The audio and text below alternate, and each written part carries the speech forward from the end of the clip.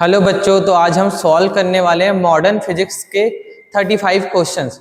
Pattern ऐसा रहेगा कि पहले क्वेश्चंस को देखना और खुद से सॉल्व करने का ट्राई करना। अगर आंसर आ जाए तो वेल एंड गुड है, आगे बढ़ जाना।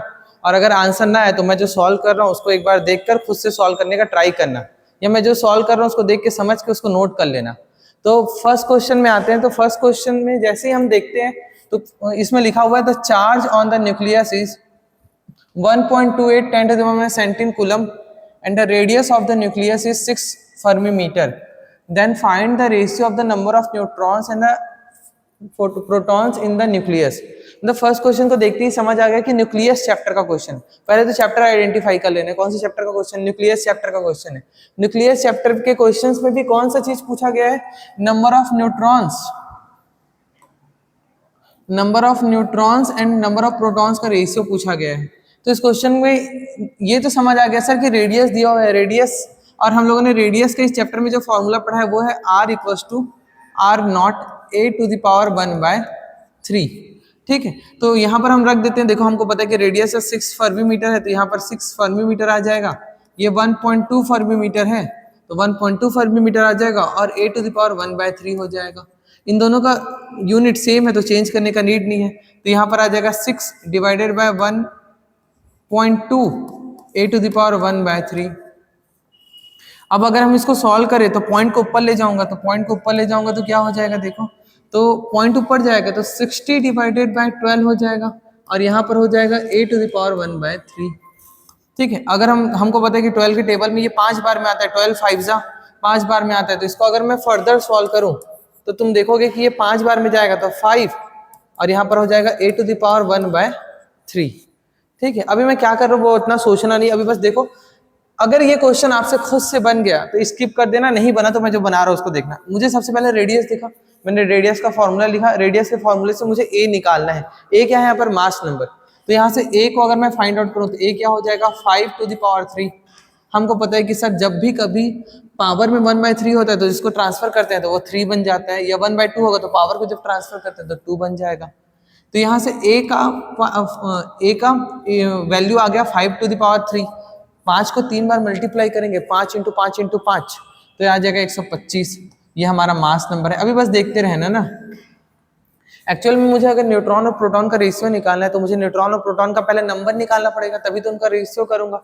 ठीक है, तो यहाँ से a जो है, अब आपको पता होना चाहिए कि जो मास नंबर होता है वो होता है number of proton plus number of neutron equals to 125। इसी को हम मास नंबर बोलते हैं हमारे फिजिक्स में। ठीक है, तो यहाँ से number of proton number of neutron निकला, लेकिन एग्जैक्ट नंबर नहीं पता कि प्रोटॉन कितना है न्यूट्रॉन कितना है। तो फर्दर अगर हम सॉल्व करें, हम आगे बढ़े तो हमको प्रोटॉन्स निकालना है। तो हमको पता है कि सर किसी भी एटम में जितना पॉजिटिव चार्ज होता है उतना ही नेगेटिव चार्ज होता है। यहाँ पर ये जो चार्ज का वैल्यू दिया है ये प्रोटॉन के चार्ज का वैल्यू है, क्योंकि न्यूट्रॉन में तो कोई चार्ज होता नहीं है। तो यहाँ से एक number of proton plus number of neutron का इक्वेशन निकला है। अब यहाँ से सेकंड पार्ट है, जब हम सॉल्व करेंगे तो ध्यान से देखना।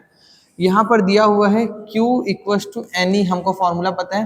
तो Q का वैल्यू दिया हुआ है 1.28 इंटू 10 टू द पावर -17, और ये जो N है यहाँ पर नंबर ऑफ प्रोटॉन्स है, और ये जो E है ये चार्ज ऑफ प्रोटॉन है। तो प्रोटॉन में कितना चार्ज होता है, तो 1.6 इंटू 10 टू द पावर -19 होता है। तो मैं 1.6 को 16 लिख देता हूँ और -19 को -20 लिख देता हूँ। यहाँ से मेरा नंबर ऑफ प्रोटॉन्स निकल जाएगा। तो नंबर ऑफ प्रोटॉन्स अगर मैं निकालना चाहूँ तो नंबर ऑफ प्रोटॉन्स क्या आ जाएगा, देखो तो 1.28 इंटू 10 टू द पावर -17 है, इसको ऐसे ही रहने देते हैं, डिवाइड में लगा देते हैं 16 इंटू 10 टू द पावर -20। ठीक है, इसको अगर सॉल्व करें तो अगर मैं देखूं तो -17 प्लस 20 है, -17 प्लस 20 को अगर मैं सॉल्व करूं तो ऊपर की तरफ बच जाएगा 10 टू द पावर 3, और यहाँ पर 1.28 है, 1.28 है इंटू डिवाइड में है 16, डिवाइड में है 16। इसको सॉल्व करते हैं। फर्दर अगर सॉल्व करें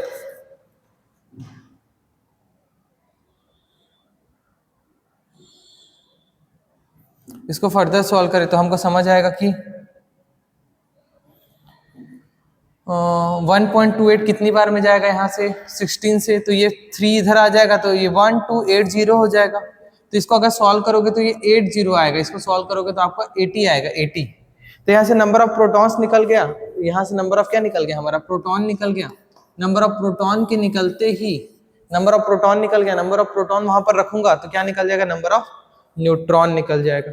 ज्यादा कुछ है नहीं इस क्वेश्चन में। रेडियस से मैंने number of proton plus number of neutron निकाला और चार्ज से मैंने नंबर ऑफ प्रोटॉन निकाला। एक बार नंबर ऑफ प्रोटॉन निकल गया 80 आ गया, नंबर ऑफ प्रोटॉन कितना है 80, तो नंबर ऑफ न्यूट्रॉन कितना हो जाएगा, नंबर ऑफ न्यूट्रॉन कितना हो जाएगा भाई, नंबर ऑफ न्यूट्रॉन कितना हो जाएगा, 125 में 80 गया, 125 में 80 गया तो हमारा कितना आ जाएगा ये 45, ये कितना आ जाएगा 45। तो नंबर ऑफ न्यूट्रॉन और नंबर ऑफ प्रोटॉन दोनों निकल गए, तो इसका रेशियो भी निकाल सकते हैं। तो इसका एक्चुअल में क्वेश्चन में क्या पूछा था, रेशियो ही तो पूछा था, तो रेशियो क्या हो जाएगा, नंबर ऑफ न्यूट्रॉन पहले बोला तो उसको पहले रखो, नंबर ऑफ प्रोटॉन बाद में बोले तो उसको बाद में रखो। इसको सॉल्व करोगे तो नंबर ऑफ न्यूट्रॉन है तुम्हारा 45 और ये है तुम्हारा 80, ठीक है। 5 से जा रहा है, 5 से 9 बार में जाएगा, 5 से 16 बार में जाएगा, तो इसका आंसर हो जाएगा 9/16, 9/16। अगर ये आंसर आपका आया है तो बहुत करेक्ट है। अब आगे बढ़ते हैं। आई होप ये क्वेश्चन समझ आया हो, नहीं तो इस क्वेश्चन को देखकर एक बार बनाओ बस, बाद में धीरे धीरे समझ आ जाएगा। अब आगे बढ़ते हैं।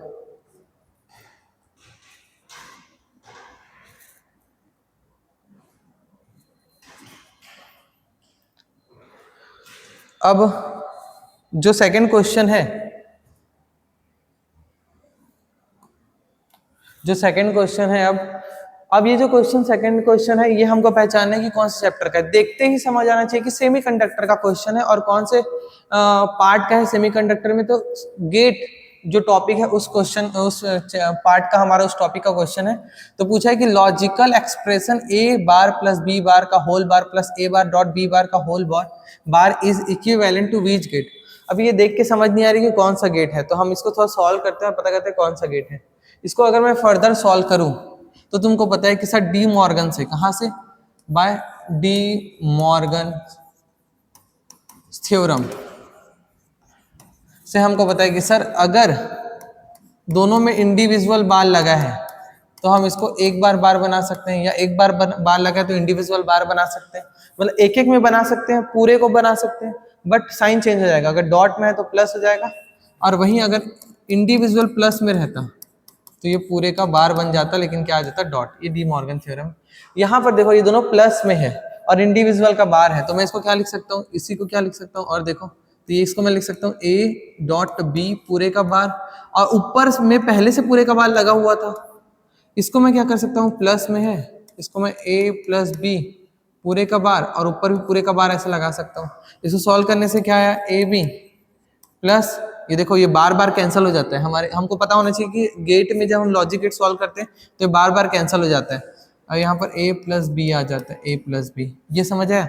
अब यहाँ से देखो यहाँ पर a है, यहाँ पर a है, a कॉमन निकाल लेते हैं तो अंदर बच जाएगा b प्लस 1 प्लस बी, ये है समझ। और हमको पता होना चाहिए कि सर 1 से किसी भी चीज को ऐड करने से हमारे गेट में, लॉजिक गेट में, बुलियन अलजेब्रा में हमारे 1 से अगर मैं किसी भी चीज को ऐड कर रहा हूँ तो उसका वैल्यू 1 ही आता है, तो लिखने का नीड नहीं है। तो a प्लस क्या आ जाएगा, b आ जाएगा, ये पूरे का वैल्यू 1 है तो a का 1 से मल्टीप्लाई होता है a, और हमको पता है कि a प्लस बी जो होता है वो और गेट होता है, और गेट। क्या यहाँ तक सबको समझ आया? अब आते हैं नेक्स्ट पार्ट में। अब आते हैं क्वेश्चन नंबर 3 में। आप खुद से पढ़ो और सॉल्व करने का ट्राई करो, नहीं तो हम आगे बढ़ेंगे फिर। अगर ये बनता है तो अच्छी बात है, नहीं बनता तो कोई दिक्कत नहीं है, ठीक है। अब बोला है कि प्योर सिलिकॉन है, जो भी टेम्परेचर पे है इसमें इक्वल इलेक्ट्रॉन और होल होते हैं। हमको पता है जब भी इंट्रिंसिक होता है तो हम ऐसा मानते हैं कि होल और इलेक्ट्रॉन्स इक्वल है। कंसंट्रेशन इतना है पर मीटर क्यूब, मतलब इसमें जो होल और इलेक्ट्रॉन है, इसमें जो होल और इलेक्ट्रॉन है उनका कंसंट्रेशन दे दिया, तो होल इक्वल्स टू इलेक्ट्रॉन, ये जो है 1.5 इंटू 10⁻16 पर मीटर क्यूब है, मतलब पर मीटर क्यूब में इतने होल और इलेक्ट्रॉन है। Doping by indium increases number of holes. अब ये तो यहीं से समझ आ गया कि doping by indium, indium group 13 का एलिमेंट है, ग्रुप 13, 14 और 15 होता है। तो 13 के एलिमेंट्स को जब भी मिलाते हैं तो होल्स बढ़ता है, और 15 को जब भी मिलाते हैं तो इलेक्ट्रॉन्स बढ़ता है। ये तो हमको पता होना चाहिए, ठीक है। ये तो बोल ही रहे कि होल्स बढ़ गए हैं, what is the type of semiconductor after doping, मतलब इसमें अगर मैंने इंडियम मिला दिया सिलिकॉन में, प्योर सिलिकॉन में मैंने इंडियम मिला दिया, तो पूछ रहा है कि कौन से टाइप का बनेगा। तो भाई होल्स के बढ़ने से पी टाइप का ही बनता है। कौन से टाइप का बनता है? पी टाइप का। ग्रुप 13 में और कौन कौन से एलिमेंट आते हैं? तो ग्रुप 13 में आता है, ग्रुप 13 में कौन कौन सा आता है? तो आता है बोरॉन, एल्यूमिनियम, गैलियम, इंडियम, ये सब ग्रुप 13 में आता है। वहीं अगर मुझे 14 में पूछे, 14 में पूछे तो कौन कौन सा आता है? तो इसमें आता है कार्बन, सिलिकॉन, जर्मेनियम, टीन। और अगर मुझे वही एन टाइप बनाना है तो मुझे इसमें क्या क्या मिलाना पड़ेगा? नाइट्रोजन, फॉस्फोरस, आर्सेनिक, ये सब मिलाना पड़ेगा,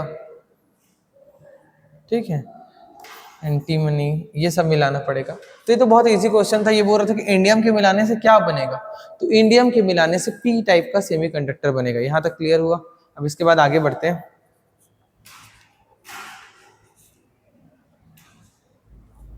ठीक है,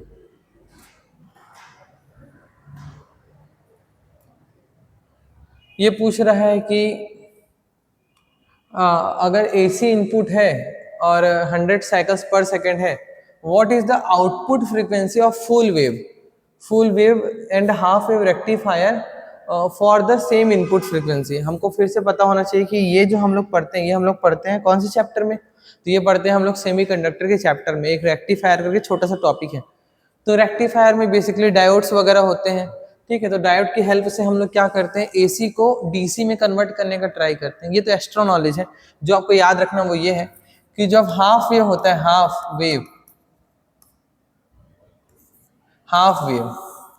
वेव में टाइम पीरियड और फ्रीक्वेंसी चेंज नहीं होता है, जैसे का तैसा ही रहता है।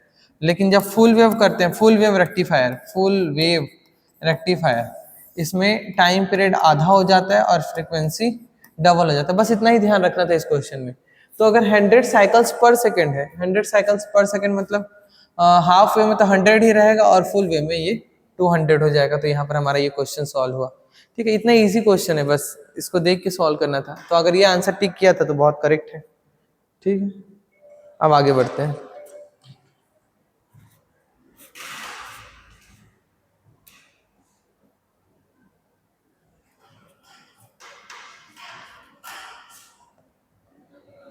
अब आते हैं नेक्स्ट क्वेश्चन में। क्या बोल रहा है question? The concentration of hole electron pair in pure silicon is 7 × 10⁻15। ये जो दिया हुआ ये नंबर ऑफ होल्स नहीं है, ये नंबर ऑफ पेयर्स हैं।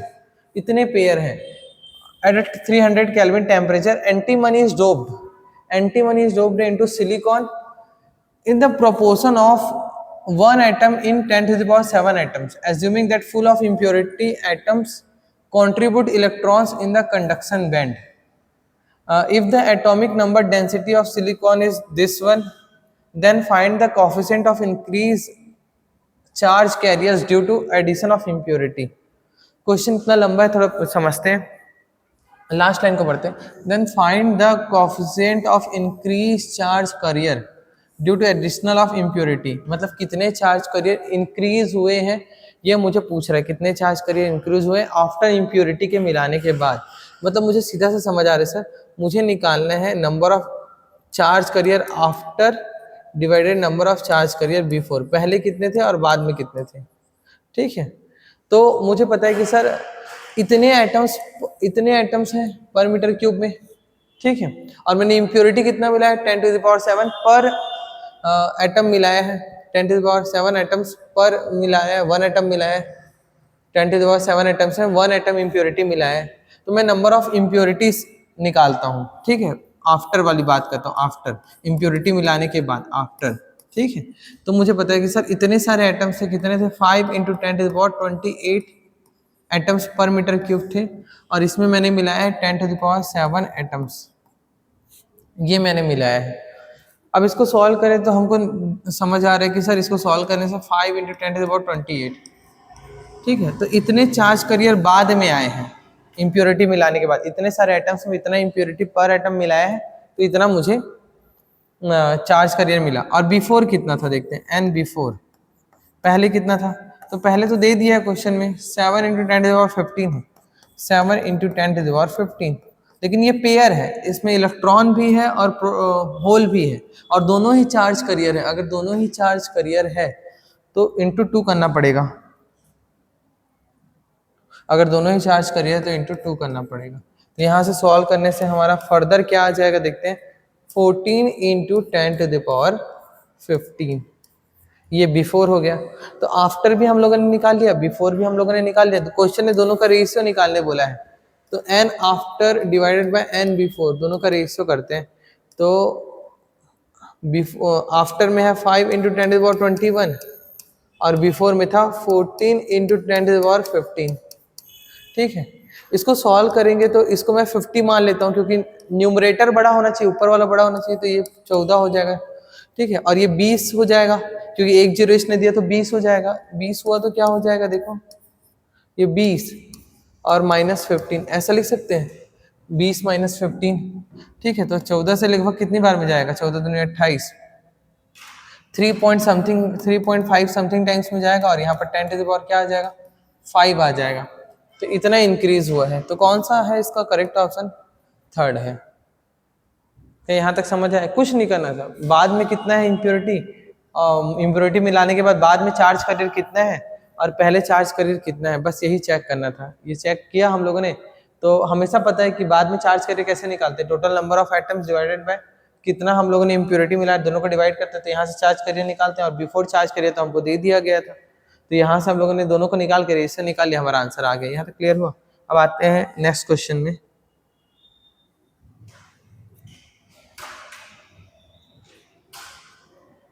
ठीक है,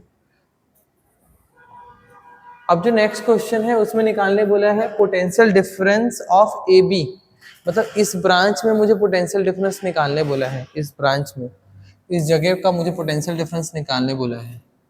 ये क्वेश्चन तब अच्छे से बनेगा जब आपको थोड़ा सा करंट इलेक्ट्रिसिटी आता होगा, तब बहुत अच्छे से बनेगा, नहीं तो बहुत दिक्कत हो जाएगा। फिर भी हम कोशिश करते हैं। ऐसे तो है ये क्वेश्चन सेमीकंडक्टर का, क्यों, क्योंकि डायोड वगैरह लगा है तो सेमीकंडक्टर का क्वेश्चन है। तो देखते हैं कि क्या है, कैसे बनाते हैं।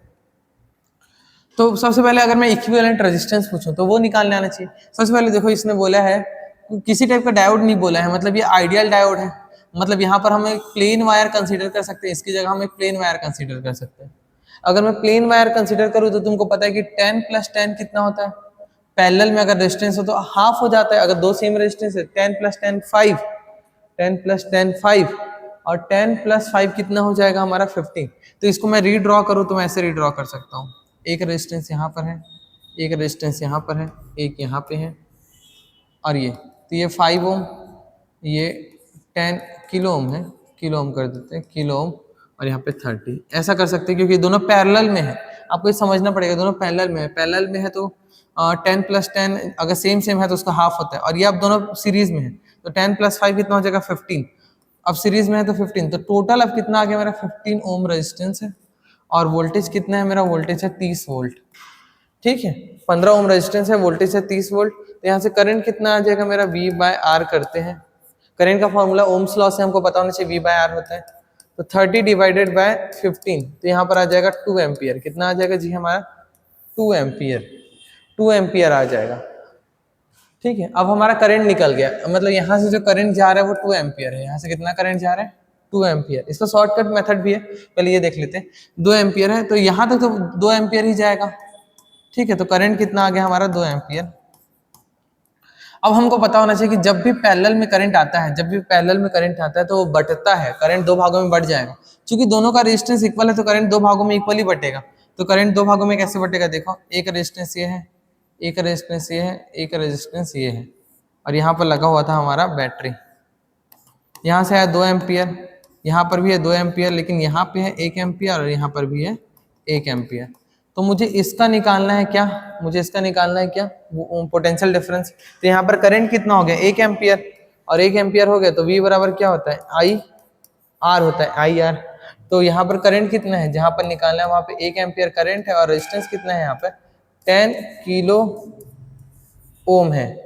ठीक है, कायदे से यहाँ पर ये 2 मिली एम्पियर होगा, क्योंकि ये ओम में है, किलो में है, तो 2 एम्पियर ना लिख के इसको मैं लिख देता हूँ 2 मिली एम्पियर।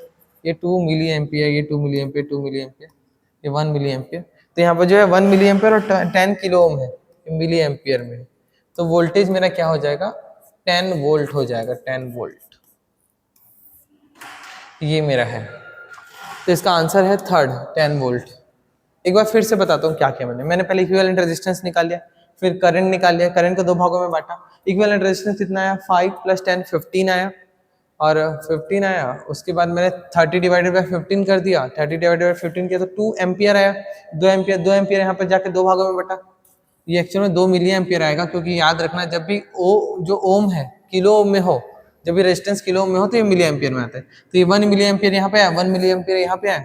अब हमको यहाँ पर पता है कि V बराबर IR होता है, तो यहाँ का रेजिस्टेंस मुझे पहले से पता है, ये 1 है, ये पता चल गया, तो 10 वोल्ट आ गया मेरा। यहाँ तक क्लियर हुआ? अब आगे बढ़ते हैं।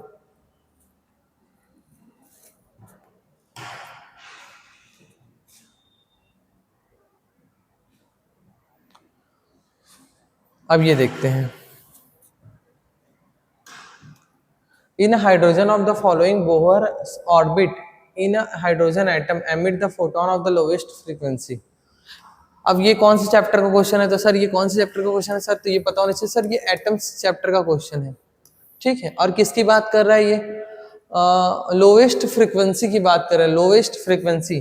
तो फ्रीक्वेंसी जब लोवेस्ट होता है तो हमारा एनर्जी डिफरेंस भी क्या होता है, लोवेस्ट होता है, ठीक है, लोवेस्ट होता है। और हमको पता है कि सर एनर्जी डिफरेंस लोवेस्ट अगर मुझे चाहिए, फ्रीक्वेंसी अगर लोवेस्ट चाहिए, तो पहला लाइन और दूसरी लाइन का गैप तो बहुत ज़्यादा होता है, ये तीसरा लाइन, फिर चौथा लाइन और ये पांचवा लाइन। तो हमको पता है कि सर जैसे से ऊपर जाते हैं एनर्जी गैप जो होता है, जैसे ये -13.6 होता है, ये -3.4 होता है, ये -1.51 होता है, ये -0.85 होता है, -0.54 होता है।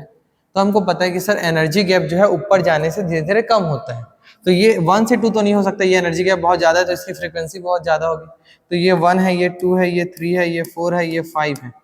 तो कौन कौन सा दिया हुआ है? 1 से 2 तो नहीं हो सकता, 4 से 2, 4 से 2 में तो 2 एनर्जी गैप आ गया, तो ये तो बहुत, ये भी थोड़ा सा ज़्यादा आएगा। चेक करते हैं 4 से 1, 4 से 1 तो और ज़्यादा बड़ा गैप है, ये भी नहीं हो सकता। 4 से 2, 4 से 3, 4 से 3 मतलब ये गैप, ये एनर्जी गैप बहुत छोटा है, तो ये हमारा आंसर होगा। आया कि नहीं आया समझ यहाँ तक? अब आते हैं नेक्स्ट क्वेश्चन में। ये तो बहुत इजी क्वेश्चन था।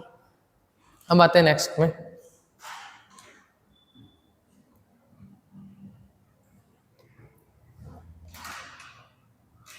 आओ लॉजिक गेट, ये क्वेश्चन बनाने का ट्राई करो, बहुत इजी है। कौन से टॉपिक का है? तो सेमीकंडक्टर चैप्टर के लॉजिक गेट टॉपिक का क्वेश्चन है, गेट सॉल्व करना है। पूछ रहा है कि in the given circuit the output Y become 0 for the inputs. हमको यहाँ पर 0 चाहिए, यहाँ पे 0 चाहिए, तो इनमें से कौन सा इनपुट सही बैठेगा रखूं जिससे यहाँ पर आउटपुट क्या आ जाए, 0 आ जाए। इसको सॉल्व करते हैं। ये एंड गेट है, एंड गेट में तुमको पता है कि सर ए बी होता है, और ये नॉट गेट है, नॉट, तो यहाँ पर सी का बार आ जाएगा, A B, A dot B और सी का बार, ऐसा आ गया। इसको फर्दर यहाँ पर ले जाए तो ये कौन सा गेट है? एंड प्लस नॉट है, नेंड गेट है। तो इसमें क्या होता है सर, पहले तो मल्टीप्लाई कर दो जो आ रहा है। तो यहाँ से इनपुट आ रहा था ए बी, यहाँ से इनपुट आ रहा था सी बार, इन दोनों को मल्टीप्लाई किया, इन दोनों को मल्टीप्लाई किया क्योंकि एंड गेट है, और फिर नॉट भी लगा हुआ है तो इसके ऊपर एक और बार लगा दिया। यहाँ तक क्लियर हुआ? और हमको पता है डी मॉर्गन से कि ये और ये दोनों मल्टीप्लाई में, तो इसको फर्दर ब्रेक कर सकते हैं। तो ये हो जाएगा ए बी का बार प्लस सी के बार का बार। अब हमको समझ आया कि सर इसको और फर्दर लिखा जा सकता है, ए बी का बार प्लस सी का डबल बार हट जाएगा तो सी बस हो जाएगा। अब यहाँ से मुझे इसको 0 लाना है। किसको 0 लाना है जी? y को 0 लाना है, और यही मेरा y है, यही मेरा क्या है? y है, ये मेरा y है, इसको मुझे 0 लाना है। अब कोई भी देख के समझ सकता है कि सर बुलियन अलजेब्रा में जब भी प्लस में कोई भी 1 रहेगा तो ये कुछ भी हो, इससे कोई मतलब नहीं है। अगर यहाँ पर 1 आ गया तो ये कुछ भी वैल्यू है, इसका आंसर 1 आएगा। मतलब इसको तो हमेशा 0 ही आना पड़ेगा, इसको तो हमेशा क्या आना पड़ेगा? 0 ही आना पड़ेगा, क्योंकि अगर ये धोखे से भी 1 आया तो ये कुछ भी आए, इसका वैल्यू क्या आ जाएगा? y का। और ये पूरा भी क्या आना चाहिए? 0 ही आना चाहिए। तो इसको भी जीरो आना पड़ेगा और इसको भी जीरो आना पड़ेगा। पहले सी को जीरो कौन कौन सा देखते हैं, तो ये हो सकता है और ये हो सकता है, फर्स्ट और फोर्थ में से कोई एक हो सकता है, ये दोनों में सी जीरो है। अब मुझे ए बी का बार जीरो चाहिए, अगर मुझे ए बी का बार जीरो चाहिए, ए बी का बार जीरो चाहिए, तो ए बी वन होना चाहिए, ए बी का जो प्रोडक्ट है वो वन होना चाहिए, तभी तो उसका बार जीरो होगा। मतलब ए और बी का प्रोडक्ट वन कब होगा, जब ए भी वन होगा और बी भी वन होगा, क्योंकि मल्टीप्लाई में है, तो कोई एक जीरो होगा तो इसका प्रोडक्ट भी जीरो हो जाएगा। तो पहले समझो मुझे ए बी वन चाहिए ताकि ए बी का बार क्या आ जाए, जीरो। ए बी क्या है, देखो ए बी वन कब आएगा, जब ए भी वन होगा बी भी वन होगा, इसमें नहीं आ सकता, तो हमारा आंसर आ जाएगा फोर्थ। फोर्थ को आप रख के देखो, वन वन वन वन का वन, वन का बार जीरो, जीरो आ गया, सी तो जीरो ही है, जीरो प्लस जीरो क्या होता है, वाई का वैल्यू जीरो आ गया। यहाँ तक समझ आया, चलो आगे बढ़ते हैं।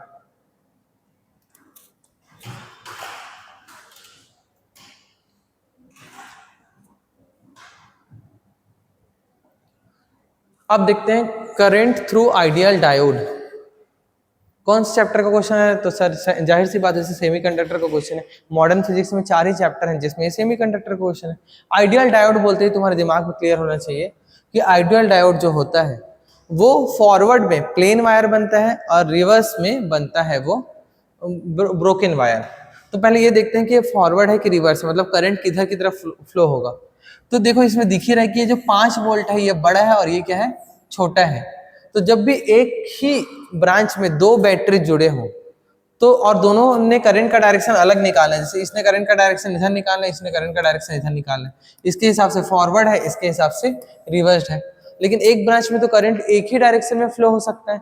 अगर करंट एक ही डायरेक्शन में फ्लो होता है तो किसके हिसाब से होगा, तो जो बड़ा होगा, जैसे इसका मैग्नीट्यूड बड़ा है 5 वोल्ट है तो करंट इसके हिसाब से फ्लो होगा, इसके हिसाब से फ्लो नहीं होगा। तो करंट यहाँ से जाएगा, यहाँ पर जाएगा, यहाँ पर जाएगा, लेकिन ये किस में आ जाएगा, फिर हमारा रिवर्स में, ये आ जाएगा हमारा रिवर्स में। और अगर ये एक बार रिवर्स में आ गया, ये अगर मेरा रिवर्स में आ गया तो ये कैसा हो जाएगा, ये रिवर्स में आ गया मतलब ये आ जाएगा ब्रोकन। और अगर वायर ब्रोकन होगा तो उसमें जो करंट होगा वो फ्लो ही नहीं होगा। अगर वायर यहाँ से टूट गया है तो करंट इसमें फ्लो ही नहीं होगा और करंट का वैल्यू क्या हो जाएगा, जीरो। ठीक है, बहुत इजी क्वेश्चन था, देख के बनाया जा सकता है।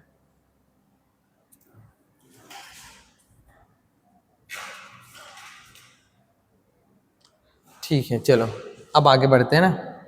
अब देखते हैं पोटेंशियल डिफरेंस ऑफ 2 पॉइंट, थोड़ा सा लंबा है क्वेश्चन, पढ़ते हैं क्या लिखा है। अ potential difference of 2.5 volt is applied across the faces of pure germanium crystal plate. The face area of crystal is 1 centimeter square and the thickness is 1 mm.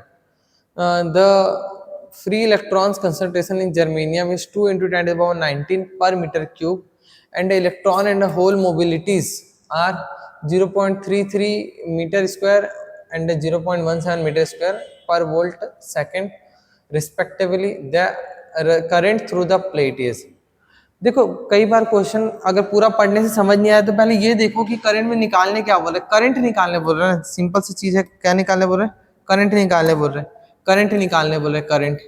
ठीक है, मतलब एक सिलिकॉन को हम लोगों ने किसी बैटरी से जोड़ा है,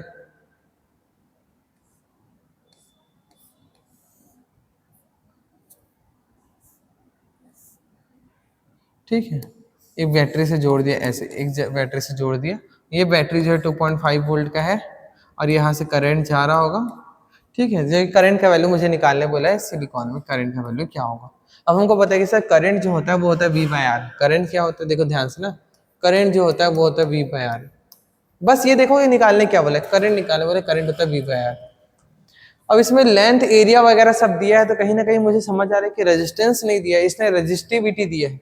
तो R को हम क्या लिख सकते हैं, R बराबर आपने पढ़ा होगा करंट चैप्टर में, तो R बराबर होता है रो L बाय ए। R बराबर क्या होता है, तो R बराबर होता है रो L बाय ए, जहां पर रो क्या है, रेजिस्टिविटी, L है लेंथ और A है क्रॉस सेक्शन एरिया। तो R की जगह मैं लिख सकता हूँ रो L बाय ए। लेकिन इस चैप्टर में ना हम रेजिस्टिविटी का फॉर्मूला नहीं पढ़ते, हम इस चैप्टर में पढ़ते हैं कंडक्टिविटी का फॉर्मूला। तो 1/रो को क्या मैं 1/रो, आपको पता होना चाहिए कि 1/ जो रो होता है वो कंडक्टिविटी होता है, तो इसको मैं ऐसा भी लिख सकता हूं,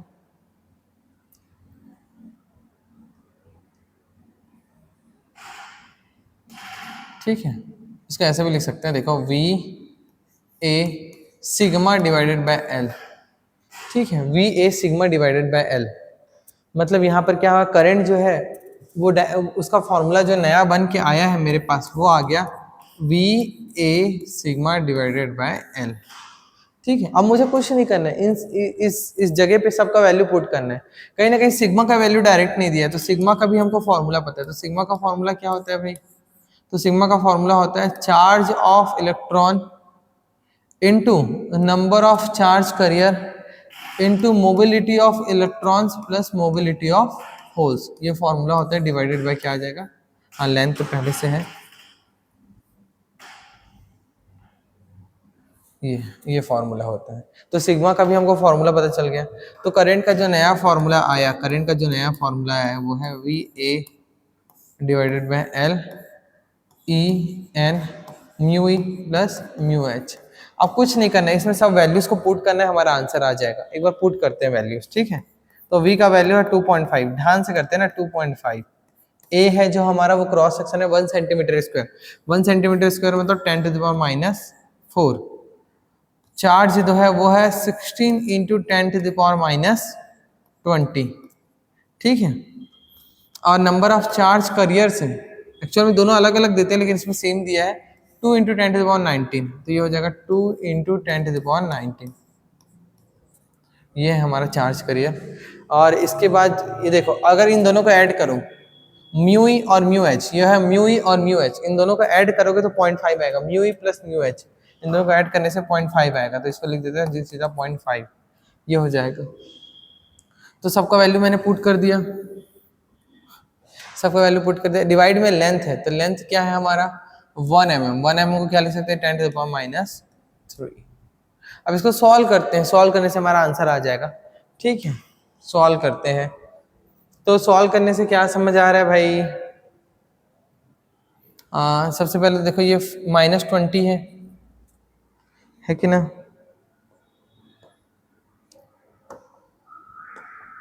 ये -20 है, ये +19 है, तो -1 बचेगा, ये -5 हो जाएगा। -20 +19 -1 बचेगा, -4 -5 और ये +3 ऊपर जाएगा। तो 1 2 3 और ये 4, ये चारों को पहले निपटा देते हैं 10 10 के पावर वाले को। इन सबको निपटाने से क्या आया देखो, 10 टू द पावर -1 -5 और ये तो -2, ये +3 ऊपर गया तो -5 +3 -2, ठीक है। इसके बाद देखो 2 इंटू 0.5, 2 इंटू 0.5 क्या होता है 1, तो इसको 1 लिख देते हैं, 2 इंटू 0.5 1 होता है, 1 लिख देते हैं। और 16 इंटू 2.5, 16 इंटू 2.5 कितना होगा भाई, 16 5 से 80, 80 का 0, 2.5 इंटू 16 कितना होगा 80, 80 का 0 रेस्ट 8, 20 32, 32 एंड 8 40, ठीक है। पीछे से एक के बाद पॉइंट है तो पीछे से एक के बाद पॉइंट लगा देते हैं। तो इन दोनों को मल्टीप्लाई करने से 2.5 एंड 16 को 40 आया, 40 आया। तो इसको क्या लिख सकता हूँ 4040 लिख सकता हूँ, 4040। और इसको फर्दर अगर मैं लिखना चाहूँ तो 0.4 भी लिख सकता हूँ एम्पियर। तो ये हमारा आंसर है 0.4 एम्पियर।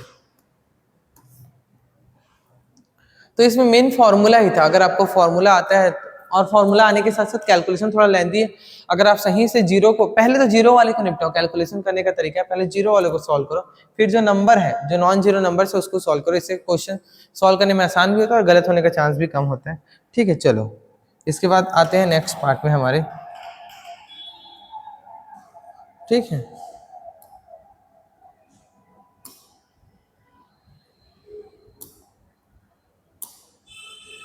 चलो, Zener breakdown in semiconductor diode occurs when. तो हमको पता है कि सर हम लोगों ने एक फॉरवर्ड रिवर्स बायस वाला एक वो पढ़ा है, ऐसा ग्राफ पढ़ा है। हम लोग इसे को रिवर्स जोन बोलते हैं, रिवर्स, और ये होता है फॉरवर्ड, ठीक है। जेनर वर्ड जैसे ही आया मुझे समझ आना चाहिए सर जेनर जो होता है वो सिर्फ रिवर्स में होता है, तो इसके दो आंसर में से कोई एक होगा। इसमें तो एक ही है रिवर्स का, reverse bias voltage exceeds certain value. Zener जो है, जेनर डायोड जो है तभी काम करता है, जेनर जो है ये फिनोमिना पे काम करता है रिवर्स बायस पे। किस पे काम करता है, रिवर्स बायस पे। इस यहाँ पर होता है जेनर ब्रेकडाउन। तो बस इतना याद रखना कि जेनर वर्ड आया मतलब ये रिवर्स में ही होगा, रिवर्स में काम करता है। इतना क्लियर हुआ? चलो नेक्स्ट क्वेश्चन में आते हैं।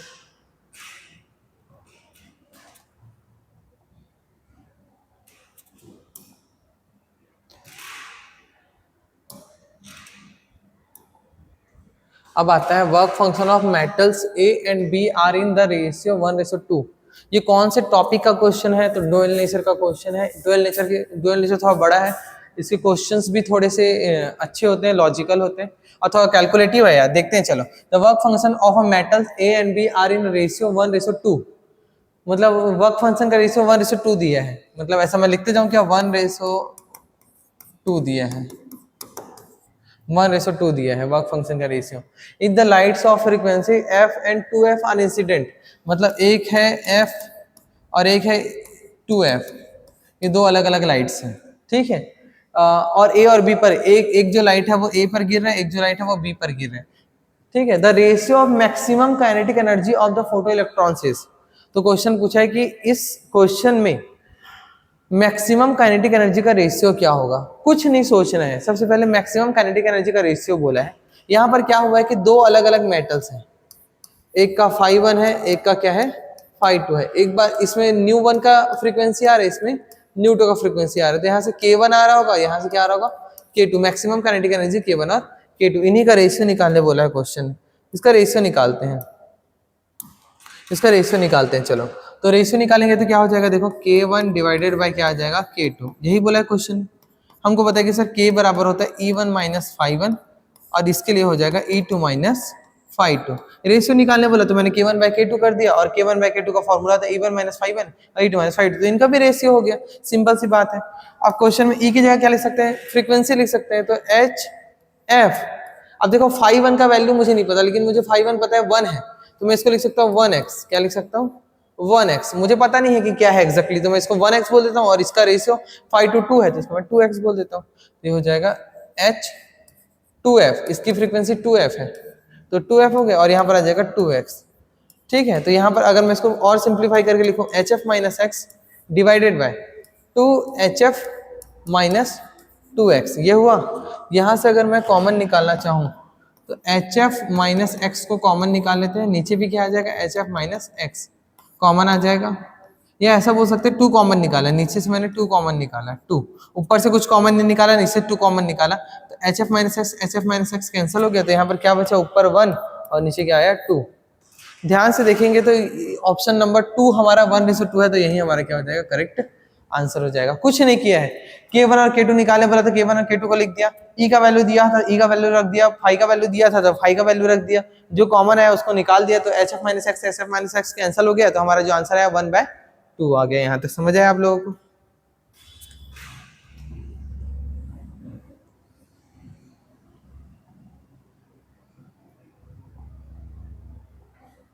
जो नेक्स्ट क्वेश्चन है, question number 13, when the light of the frequency 2 nu naught where nu naught is a threshold frequency is incident on, कौन से चैप्टर का है, तो डुअल नेचर का है, और कौन सा टॉपिक है, तो फोटो इलेक्ट्रिक इफेक्ट का टॉपिक है। क्या बोल रहे हैं, जब मैंने light of frequency 2 nu not, ठीक है, इस पे एक लाइट आ रहा है जिसकी फ्रीक्वेंसी है 2 न्यू नॉट, और ये जो इसका थ्रेशोल्ड है वो न्यू नॉट है, इसका जो थ्रेशोल्ड फ्रीक्वेंसी है मटेरियल का न्यू नॉट है या 2 न्यू नॉट वाला है। इस incident on the metal plate the maximum velocity of electrons emitted is v1। यहाँ से कुछ काइनेटिक एनर्जी वाला इलेक्ट्रॉन निकला होगा k1, और काइनेटिक एनर्जी है तो वेलोसिटी है v1, काइनेटिक एनर्जी है k1, वेलोसिटी है v1, ठीक है। अब क्या बोल रहा है, when the frequency of incident radiation is 5 new not. अब सेम मटेरियल है, सेम मटेरियल, अब फ्रीक्वेंसी जो है वो कितना है 5 न्यू नॉट। यहाँ से जो अब निकल रहा है the maximum velocity of electrons emitted from the same plate is, kinetic energy मान के चलो k2 है, और जो निकल रहा है वो v2 है, v2 मतलब ये जो इलेक्ट्रॉन निकल रहा है इसका वेलोसिटी v2 है, वहां पर जो इलेक्ट्रॉन निकल रहा है उसका वेलोसिटी v1 है। तो हमको पूछा है कि v2 बाय v1 निकालो, हमको बोला है कि v2 बाय v1 निकालो, v2 बाय v1 निकालो। v2 बाय v1 का फॉर्मूला अगर आप लोगों को पता है तो ये होता है, ये फॉर्मूला होता है k का फॉर्मूला होता है हाफ mv² होता है, हाफ mv², ठीक है। तो अगर मैं v बराबर जानता हूं, अगर मुझे पता है कि v बराबर k बराबर होता है हाफ mv², ठीक है, तो यहाँ से समझ आया कि सर ये तो कांस्टेंट है, तो v² is directly proportional to k। अगर मैं V2/V1 को K के टर्म्स में लिखना चाहूँ तो V is directly proportional to root K, हमको ये पता है कि V directly proportional to root K है, मतलब V2/V1 की जगह मैं रूट K2/√K1 भी लिख सकता हूँ, मैं इसको लिख सकता हूँ root K2 divided by root K1 के, यहाँ तक समझ आया। अगर मैं रूट K2/K1 लिख सकता हूँ, रूट K2/K1 लिख सकता हूँ, मतलब V2/V1 निकालने बोला तो मैं उसको रूट K2/K1 लिख सकता हूँ, जो आंसर ये आएगा वही ये भी होगा। और रूट K2/K1 को हम और क्या लिख सकते हैं, देखो इसको मैं लिख सकता हूँ sir E2 minus 5 divided by E1 minus 5, क्योंकि काइनेटिक एनर्जी बराबर क्या होता है, E माइनस 5 होता है। ठीक है, अब E2 का वैल्यू सेकेंड वाले केस में फ्रीक्वेंसी जो है 5 न्यू नॉट है, तो अगर फ्रीक्वेंसी 5 न्यू नॉट है तो एनर्जी कितना हो जाएगा, 5h न्यू नॉट हो जाएगा, और थ्रेशोल्ड कितना है, न्यू नॉट है, तो ये हो जाएगा h न्यू नॉट। वैसे नीचे E1 वैल्यू है 2h न्यू नॉट, ठीक है, और इसका वर्क फंक्शन है h न्यू नॉट। इन दोनों को अगर मैं माइनस करूं तो क्या हो जाएगा, 4h new not divided by h nu not. h nu not क्या हो जाएगा, कैंसिल, तो क्या बचेगा 4, और 4 का रूट के बाहर निकलेगा तो 2/1 हो जाएगा, तो इसका आंसर हो जाएगा 2/1। तो इसका आंसर हो जाएगा 2/1। क्या यहाँ तक समझ आया, नोट करो।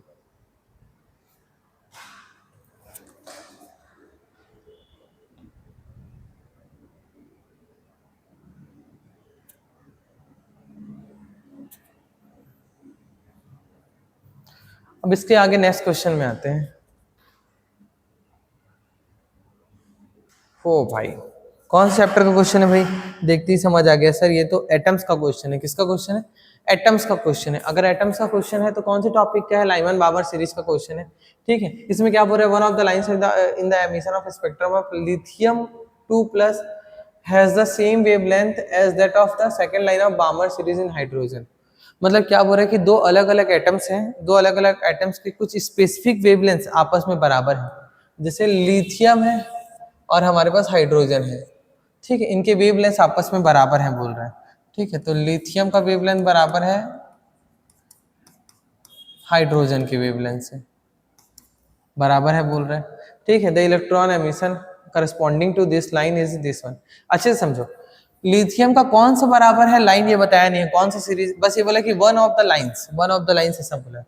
लेकिन हाइड्रोजन में बताया कि सेकंड लाइन ऑफ बामर, हाइड्रोजन में बोला है कि सेकंड लाइन ऑफ बामर, हाइड्रोजन में बोला है कि सेकंड लाइन ऑफ बामर बराबर है, सेकंड लाइन ऑफ बामर। तो इसको मैं ऐसे भी लिख सकता हूँ, देखो ध्यान से, 1/Li2+ भी लिख सकता हूँ, और इसको भी 1/LH+ ऐसा भी लिख सकते हैं। क्यों ऐसा किया मैंने, क्योंकि मुझे इसका फॉर्मूला नहीं पता है वेवलेंथ का, मुझे 1/वेवलेंथ का फॉर्मूला पता है, इसको हम लोग वेव नंबर भी बोलते हैं, 1/वेवलेंथ का फॉर्मूला पता है। अब इसका फॉर्मूला क्या होता है, देखो ध्यान से, तो अगर मैं इसको लिखूं तो 1/λ होता है R/Z²। हाँ, लेकिन इसने एक चीज बोला है, क्या बोला है, the corresponding this line is, ठीक है, लिथियम के लिए the electron transition corresponding this line is 12 to x। मतलब ना ये लिथियम में ना शुरू में लाइन नहीं बता रहा था कि कौन से लाइन का वेवलेंथ है, लेकिन बाद में ये बोला है कि 12 से x वाला है। तो हमको पता है कि सर जो छोटा होता है कहीं ना कहीं 12 से x में आ रहा है, मतलब x लोअर ऑर्बिट है, तो उसको पहले लिखते हैं, तो ये हो जाएगा x² - 1/12²। ये है लिथियम का। वैसे हाइड्रोजन का बामर का सेकंड लाइन बोला है, तो बामर का सेकंड लाइन तो आप सबको पता है कि बामर का सेकंड लाइन मतलब 2 से 4, क्योंकि बामर 2 से स्टार्ट होता है, 2 से 3 पहला लाइन, 2 से 4 सेकंड लाइन। तो इसको मैं और क्या कर सकता हूँ, देखो, तो ये 2 का स्क्वायर, हमेशा छोटे वाले नंबर को पहले लिखना है, 2 का स्क्वायर - 1/4 का स्क्वायर, ये हो गया, R कैंसिल हो जाएगा। ये लिथियम है, तो लिथियम का थर्ड होता है, जेड जो होता है 3 होता है, तो 3 का क्या हो जाएगा 9 हो जाएगा, तो 1/x का स्क्वायर - 1/144 ऐसा लिख सकता हूँ मैं, 144। ठीक है, वैसे ही हाइड्रोजन का तो 1 होता है, तो 1 का स्क्वायर 1 हो जाएगा। इसको सॉल्व करते हैं तो क्या आता है, तो आपको थोड़ा सा ध्यान होना चाहिए कि 2 2 जा 4, 4 4 जा 16, तो इसको सॉल्व करने से ना 3/16 आएगा। क्या आएगा, 3/16, और इसका तो जेड का वैल्यू 1 हो जाएगा, जेड का वैल्यू 1 हो जाएगा। किसके लिए 1 हो जाएगा, तो हाइड्रोजन के लिए 1 हो जाएगा। अब इस पूरे को सॉल्व करके मुझे x का वैल्यू निकालना है। ठीक है, इस पूरे को सॉल्व करके मुझे x का वैल्यू निकालना है, तो इस पूरे को सॉल्व करेंगे तो x का वैल्यू क्या होगा, देखते हैं। तो 1/x का स्क्वायर माइनस 1/4 ऐसा लिख देते हैं, इक्वल्स टू इधर 9 आ जाएगा, तो ये हो जाएगा 3/16 इंटू 9। ठीक है, अब इसको इसको अगर मैं और सॉल्व करूं तो 3 3 जा, ठीक है, ये हो गया 16 इंटू 3 हो गया। ठीक है, अब इसको सॉल्व करते हैं, तो यहाँ पर देखो 1/x² जो है वो अकेले छूट जाएगा और इधर की तरफ आ जाएगा 1/16 इंटू 3 और माइनस का यहाँ पर हो जाएगा प्लस 1/4 आ जाएगा। यहाँ तक क्लियर हुआ कि नहीं हुआ? ठीक है, यहाँ तक क्लियर हो गया। अब देखो 1/4 16 इंटू 3 कितना होता है? 16 48 होता है। 48 से 144 लाने के लिए किससे मल्टीप्लाई करना पड़ेगा? आखिरी में 4 लाना है, तो मुझे लग रहा है 4 से मल्टीप्लाई करना पड़ेगा। नहीं 4 से नहीं, 432 3 से करके देखिए क्या, 3 से तो 2। हाँ, मतलब ये समझ आया कि सर इस वाले न्यूमरेटर को 3 से मल्टीप्लाई करने पे 144 आता है। 3 से मल्टीप्लाई करने पे क्या आता है? 144। तो इसका मतलब ये समझ आया सर ऊपर 3 से मल्टीप्लाई करना पड़ेगा, इधर प्लस 1 आ जाएगा और नीचे इसका एलसीएम आ जाएगा 144। इसको मैंने 3 से मल्टीप्लाई किया, ऊपर भी 3 से नीचे भी 3 से, तो 144 बन गया होगा। 144 दोनों ही सेम है, तो इसको एक बार लिख दिया, 3 + 1 क्या हो गया? 4 हो गया। अब 4/144 आ गया, 4/144 आ गया। 4 से कैंसिल करते तो 4 से 3 बार में जाएगा, 2 बचेगा और ये 6 बार में जाएगा, तो 36 आ गया। ठीक है, तो 1/x² का वैल्यू क्या आ गया भाई? तो यहाँ पर देखो 1/x² का वैल्यू आ गया है, 1/x² का वैल्यू आ गया 1/36, 1/36 आ गया है। तो x का वैल्यू क्या आ गया? x का वैल्यू 6 आ गया। मतलब जो लिथियम है वो 6 नंबर में आ रहा है, 12 से कहाँ आ रहा है? 6 में। क्वेश्चन को एक बार देखने के बाद खुद सोचना, इसमें कुछ है नहीं खास। 2 वेवलेंथ को बराबर है बोला था, एक वेवलेंथ कहाँ से कहाँ आ रहा है बता दिया था, दूसरा वेवलेंथ कहाँ से कहाँ जा रहा है वो बताया नहीं था। उसी को हम लोगों ने सॉल्व करके निकाला है। कैलकुलेशन थोड़ा लेंथी है बट क्वेश्चन इजी है, एक बार नोट कर लो फिर आगे बढ़ते हैं।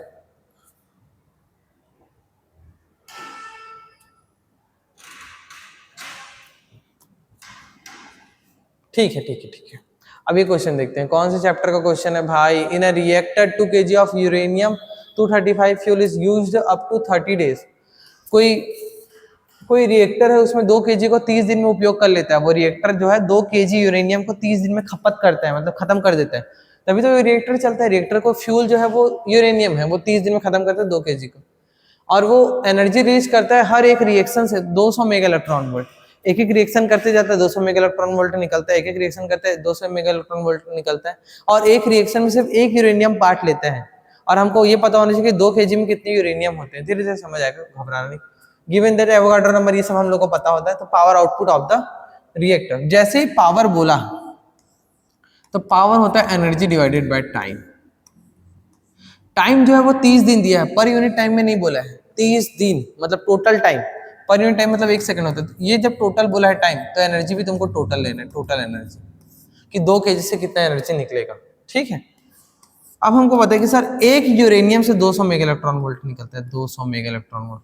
और मेगा इलेक्ट्रॉन वोल्ट को जूल में कन्वर्ट करेंगे, तो कभी भी पावर निकालेंगे तो जूल में होना चाहिए, मेगा इलेक्ट्रॉन वोल्ट में नहीं। तो 16 इंटू 10⁻⁻14 ये हो जाता है जूल में कन्वर्ट करने पर mega electron volt.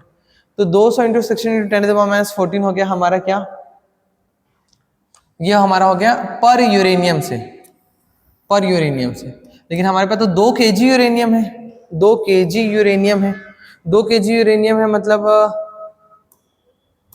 2 kg uranium मतलब हमारे पास 2000 ग्राम यूरेनियम है। ठीक है, और 1 ग्राम में कितने यूरेनियम? देखो ये 2000 ग्राम यूरेनियम है, लेकिन मुझे तो नंबर ऑफ यूरेनियम चाहिए, मुझे मास ऑफ यूरेनियम नहीं चाहिए, कितना वजन का यूरेनियम है नहीं चाहिए, मुझे नंबर ऑफ यूरेनियम चाहिए। तो नंबर ऑफ यूरेनियम के लिए मैं 2000 को मैं किससे मल्टीप्लाई कर देता हूँ? तो एवोगाड्रो नंबर से मल्टीप्लाई कर देते हैं और डिवाइडेड बाय क्या करते हैं? Mass number. तो हम ये कर देते हैं, तो इससे हमारा नंबर ऑफ यूरेनियम निकल जाएगा। नंबर ऑफ यूरेनियम पर यूरेनियम से इतना निकाला, टोटल एनर्जी पता चल गया। अब यहाँ पर एक काम करते हैं हम लोग, करते हैं इसको 30 इंटू 24, 30 दिन 24 घंटा, 1 घंटे में होता है 60 मिनट और 1 मिनट में होता है 60 सेकंड। इसको हम लोगों ने ऐसे सॉल्व किया। यहाँ तक क्लियर हुआ?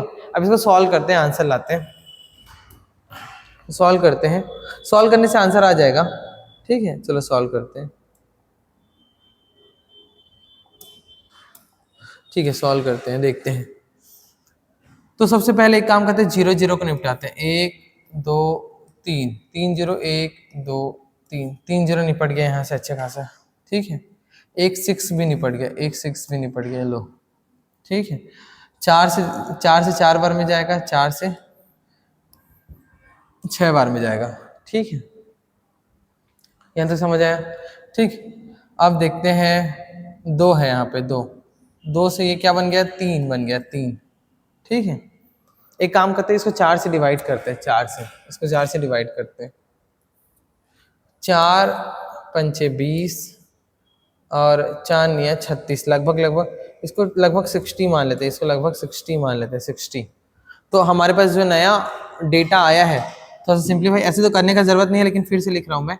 यहाँ पर 200 बचा हुआ है इंटू 10⁻14 और 23, इसको सॉल्व करने से कितना आएगा, तो 6 इधर हो जाएगा और 9 10⁻9 आ जाएगा, 9 ऊपर इतना बचा हुआ है। ये 14 और 23 को सॉल्व कर लिया, नीचे क्या क्या बचा हुआ है देखो, 3 इंटू 6 इंटू 3 इंटू 50 को हम लोगों ने लिख दिया 15 इनको 60। क्या यही बचा हुआ है? इसको फर्दर सॉल्व करेंगे, फर्दर सॉल्व करेंगे ऐसा, तो फिर हाँ यहाँ पर 16 23, हाँ यहाँ पे हो गया। तो इसको फिर से सॉल्व करने पे हमारे पास आया 20 डिवाइड बाई 3 इंटू 6, तो 6 3 से 18, तो ऐसे ही समझ आ रहा है कि सर कैंसिल वैंसल हो सकता है। ठीक है, ये लगभग लगभग 6 3 से 18, ये हम लोग कैंसिल कर देंगे 20 और ये, तो लगभग लगभग हमारे पास बचेगा 1000 इंटू 10⁻6 डिवाइडेड बाय लगभग 18 ही बचेगा हमारे पास। ठीक है, 18 बचेगा, और ये 6 लिख दिया, 10⁻9 को मैंने 3 बार अलग कर दिया, मैंने इन दोनों को निपटा दिया। देखो मैंने 18 और 20 को लगभग बराबर मान के खत्म कर दिया, तो इस 9 का 1000 अलग कर दिया, ये कर दिया, तो लगभग लगभग ये ना 5 बार में या 6 बार में जाएगा, 6 बार में। 60 20 होता तो 5 बार में जाता, 18 तो लगभग 6 मान लेते, 6 बार में जाएगा और एक जीरो आ रहा है, तो 60, और इसके कारण क्या आ जाएगा, मेगा वॉट। 10⁻6 के कारण कौन सा आ गया, मेगा आ गया। तो यहाँ तक हमारा सॉल्व हुआ। अगर आपको नहीं भी समझ आया कैलकुलेशन मैंने कैसे किया, तो अपने से कैलकुलेशन कर लो ना, अपने से कैलकुलेशन, मैंने डेटा सब बता दिया, डेटा कैसे रखना है, डेटा रखो, अपने से कैलकुलेशन करो। क्या करना है, एनर्जी टोटल बोले तो एक यूरेनियम से कितना एनर्जी मिल रहा है, इंटू 2 kg में कितना यूरेनियम होगा, तो uranium number of uranium convert करने का तरीका क्या है, 2 kg को पहले ग्राम में कन्वर्ट करो, एवोगाड्रो नंबर से मल्टीप्लाई करो और डिवाइड में उसका मास नंबर लिखो, ऐसे करके हम सॉल्व कर सकते हैं। अब आते हैं नेक्स्ट, हमारे नेक्स्ट क्वेश्चन में, एक बार देखो सॉल्व करो, फिर आते हैं नेक्स्ट क्वेश्चन में।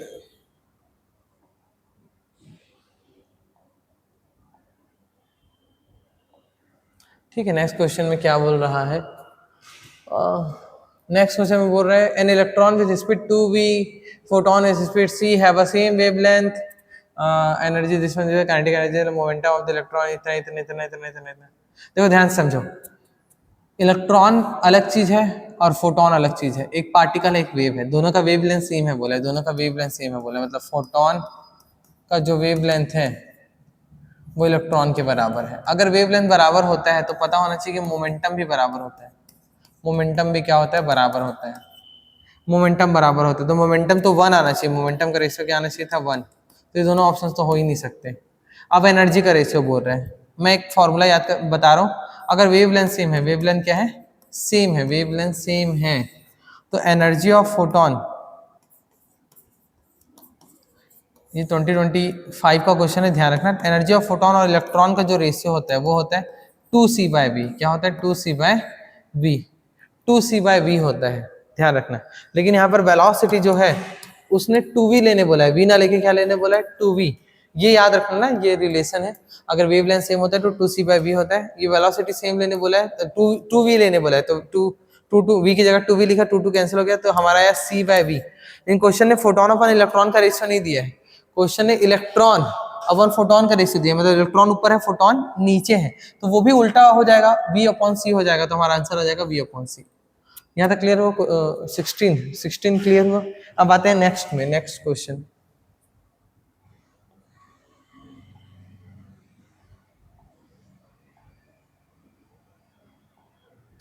ठीक है, कौन से चैप्टर का क्वेश्चन है भाई, तो हमारे फोटो इलेक्ट्रिक फोटो डायोड बोला है, फोटो डायोड बोला है मतलब सेमीकंडक्टर का क्वेश्चन है, सेमीकंडक्टर का क्वेश्चन है। ठीक है, ये बोल रहा है कि जो हमारा फोटो डायोड है वो 2.5 इलेक्ट्रॉन वोल्ट बैंड गैप वाला है। ठीक है, मतलब बैंड गैप का मतलब होता है कि इससे ज्यादा अगर एनर्जी वाला फोटॉन्स आया या इससे ज्यादा एनर्जी वाला लाइट आया तभी वो एक्टिवेट होगा, तभी वो काम करेगा। इससे कम एनर्जी वाले में वो काम नहीं करेगा। तो क्वेश्चन पूछ रहे हैं कि अगर ये 2.5 इलेक्ट्रॉन वोल्ट वाला है तो इसमें से कौन सा लाइट जो है, इनमें से कौन सा वेवलेंथ का जो लाइट है उसमें ये काम करेगा, मतलब इसमें अच्छे से वर्किंग करेगा या शो करेगा। तो मुझे पता है सर 2.5 इलेक्ट्रॉन वोल्ट वाला है तो एनर्जी जो है इससे ज्यादा होना चाहिए बैंड गैप का, तभी ये काम करेगा, तभी ये वर्क करेगा। तो निकाल के देखते हैं। अगर 4000 नैनोमीटर है तो 12400 बटा 4000 करेंगे तो क्या आ जाएगा देखो, तो 4 तिया 12, 3.1 इलेक्ट्रॉन वोल्ट आया। ठीक है, गलत हो गया यहाँ पे थोड़ा सा, फिर से करता हूँ।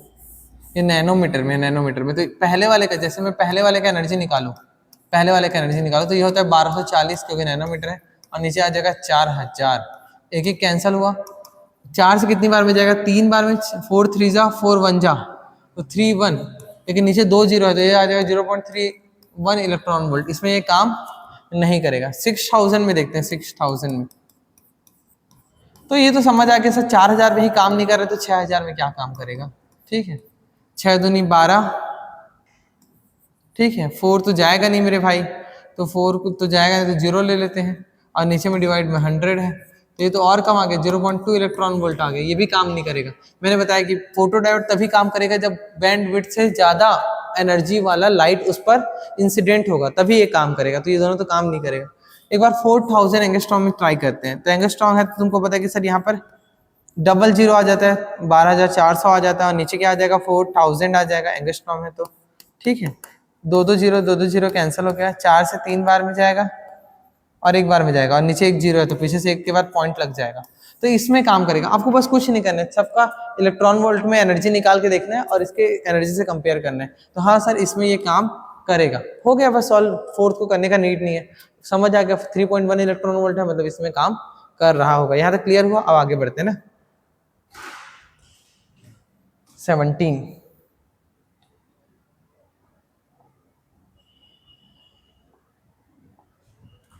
ठीक है, चलो देखते हैं।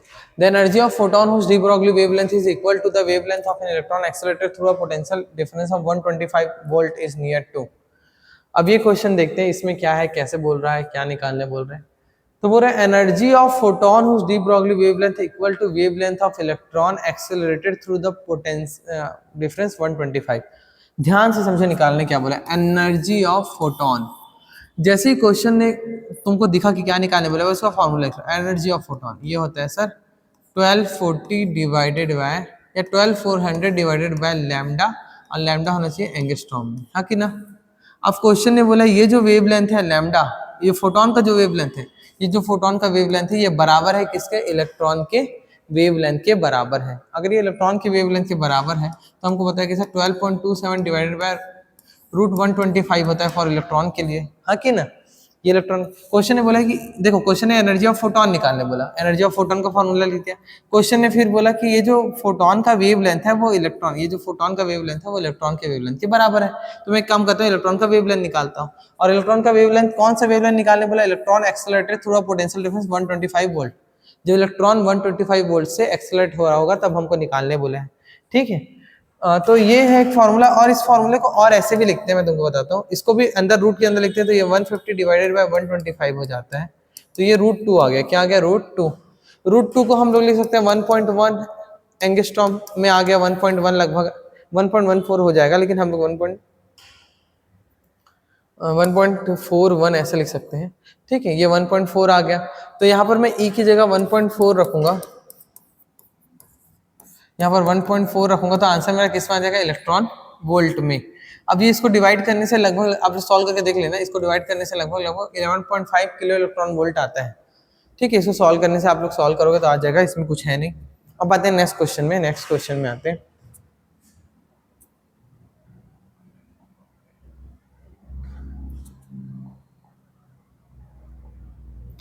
ठीक है, नेक्स्ट क्वेश्चन में आते हैं, इसमें क्या बोला है देखते हैं। A Zener diode having a breakdown voltage equal to 15 volt. पहली बात तो समझ आ गया, सेमीकंडक्टर का क्वेश्चन है, जेनर डायोड वाला क्वेश्चन है। जेनर डायोड वाले क्वेश्चन में क्या निकालने वाला था, करंट थ्रू द डायोड। हमेशा यही बोलते हैं करंट थ्रू द डायोड, मतलब यहाँ से कितना करंट पास हो रहा होगा, इसको हम लोग जेनर करंट बोलते हैं। इसको हम लोग क्या बोलते हैं, जेनर करंट। इसको बोलते हैं लोड रेजिस्टेंस, जेनर करंट। इसको बोलते हैं सीरीज रेजिस्टेंस या जेनर रेजिस्टेंस, ऐसा बोलते हैं। इसका एक पैटर्न है, वो याद रखना। अगर ये 15 वोल्ट है तो यहाँ पर का भी जो वोल्टेज होगा वो भी कितना होगा, 15 वोल्ट। ये 15 वोल्ट है तो इसके पैरेलल में जो ब्रांच है वो भी क्या होगा, 15 वोल्ट। मान के चलो यहाँ से जो करंट आ रहा है वो आई है। कितना करंट आ रहा है, आई। जो लोड में जा रहा है वो आई एल है, वो कितना है, आई एल। तो अगर इसका पैटर्न समझो, पहला स्टेप है जितना जेनर में वोल्टेज उतना लोड में वोल्टेज। तुमको यहाँ से इसका करंट निकाल लेना है, आई एल। तो तुमको इसका वोल्टेज पता है सर 15 है, और इसका रेजिस्टेंस पता है 1 है, किलो ओम में है, तो ये 15 मिली एम्पियर आ गया। क्या आ गया, 15 मिली एम्पियर। यहाँ पर का वोल्टेज, यहाँ पर का करंट, दोनों का डिवाइड किया तो आई एल आ गया। ठीक है, अब तुमको ये पता होना चाहिए सर टोटल 20 है, टोटल कितना है, 20 में से 15 जेनर ने खा लिया तो कितना बचा, 5 वोल्ट। तो वो किसको मिलेगा, सीरीज को, 5 वोल्ट इसको मिलेगा। तो अगर मैं इसका करंट निकालना चाहूँ, इसका करंट, तो आई बराबर क्या हो जाएगा, इसको 5 वोल्ट मिला है और इसका 250 ओम है। कितना है, 250 ओम। चूंकि ये ओम में है तो इसका जो आंसर आ रहा है वो किस में आ रहा है, एम्पियर में। लेकिन मुझे मिली एम्पियर में, इस क्वेश्चन में मिली एम्पियर में कन्वर्ट करना आसान होता है, तो मिली एम्पियर में कन्वर्ट करने के लिए मुझे 1000 से गुना करना पड़ेगा। इसको सॉल्व करोगे तो 0 0 कैंसिल, और ये 20 बार में जाएगा तो 20 मिली एम्पियर आ गया। तो तुमको याद रखना है, पहले तुमको लोड का करंट निकालना है, फिर तुमको जेनर रेजिस्टेंस का करंट निकालना है। तो इन दोनों को माइनस करना, आई और आई एल को माइनस करना, तो 20 और 15 को माइनस करना, तो तुमको जेनर का रेजिस्टेंस करंट मिल जाएगा, जेनर का करंट। तो तुमने क्या किया, आई माइनस आई एल किया। आई कितना है जी, 20 है, और ये 15 है, तो कितना आ गया हमारा यहाँ पर, 5 मिली एम्पियर आ गया। यहाँ तक क्लियर हुआ कि नहीं हुआ, 5 मिली एम्पियर। ये हमारा 19th नंबर का क्वेश्चन था। ठीक है, अब आगे बढ़ते हैं।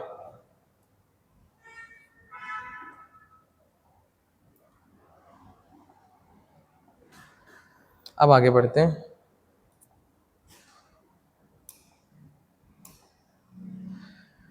क्या बोल रहा है, फोटो डायोड आ गया, फोटो डायोड है। और तुमको मैंने बताया कि फोटो डायोड है सर, तो फोटो डायोड तभी काम करता है जब उसका जो बैंड गैप है उससे ज्यादा उसका एनर्जी मिले। तो 2.5 इलेक्ट्रॉन वोल्ट वाला है। ठीक है, 3 फोटो डायोड है, D1 D2 D3, 3 photo diode है, D1 D2 और D3। एक है 2.5 इलेक्ट्रॉन वोल्ट, एक है 3 इलेक्ट्रॉन, नहीं, एक है 2 इलेक्ट्रॉन वोल्ट, और एक है 3 इलेक्ट्रॉन वोल्ट। ठीक, तो पूछ रहा है कि 600 नैनोमीटर वाला लाइट आएगा तो कौन सा फोटो डायोड काम नहीं करेगा, नहीं करेगा पूछा है, करेगा नहीं पूछ रहा है, नहीं करेगा। तो लाइट है 600 नैनोमीटर वाला, इसका एनर्जी निकाल के देखते हैं, 1240/600। एक एक कैंसिल हुआ, 6 से इसको डिवाइड करेंगे तो 6 दूनी 12, 0। ठीक है, 6 छक्के 36 डिवाइड बाय 10। इसको और सॉल्व करो तो 2.06 इलेक्ट्रॉन वोल्ट आएगा।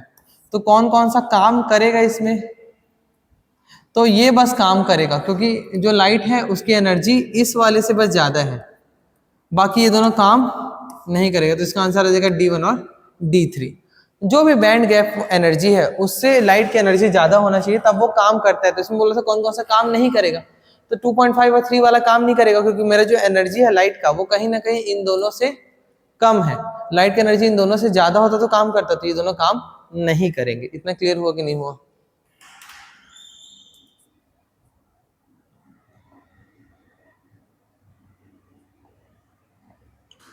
ठीक है, नेक्स्ट क्वेश्चन में आते हैं। नेक्स्ट क्वेश्चन क्या बोल रहा है, if the nuclear fusion reaction mass defect है 0.3% then the energy relation of fusion. Nucleus chapter का है, एनर्जी और मास के बीच रिलेशन आइंस्टीन ने बताया इक्वल्स टू mc²।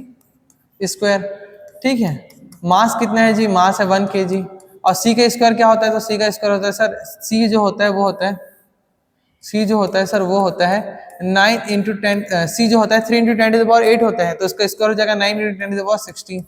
और 0.3% मतलब होता है 0.3 डिवाइडेड बाय 100। ठीक है, अब बस इसको सॉल्व करना है और कुछ नहीं। इसको सॉल्व करेंगे तो 9 into 10⁻16 into 3 divided by point नीचे आ जाएगा तो नीचे 1000 आ जाएगा। 9 3 27 इंटू 10⁻3 माइनस हो जाएगा तो 10⁻13। और चूंकि ये मास केजी में था और सी जो ऐसे यूनिट में था मीटर पर सेकेंड में, तो हमारा जो आंसर आएगा वो भी ऐसा यूनिट में आएगा, जूल में आएगा। तो इसका जो करेक्ट आंसर हो जाएगा फोर्थ हो जाएगा।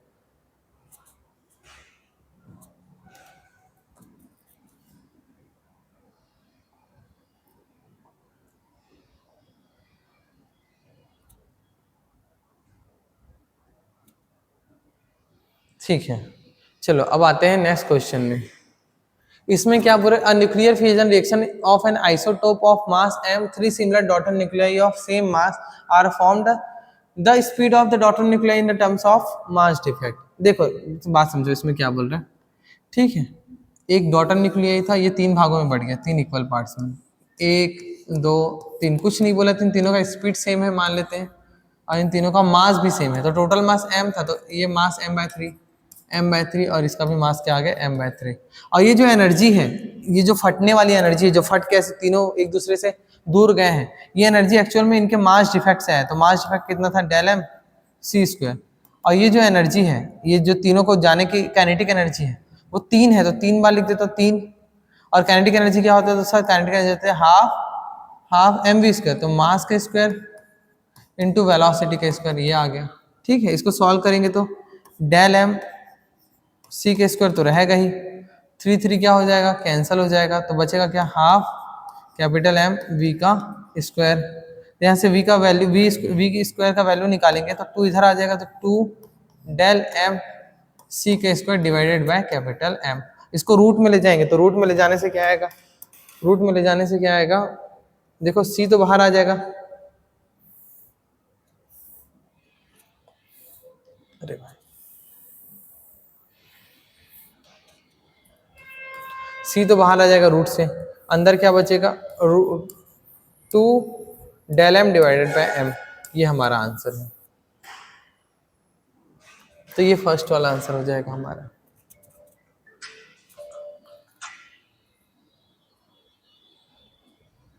चलो अब इसके बाद आगे बढ़ते हैं ना।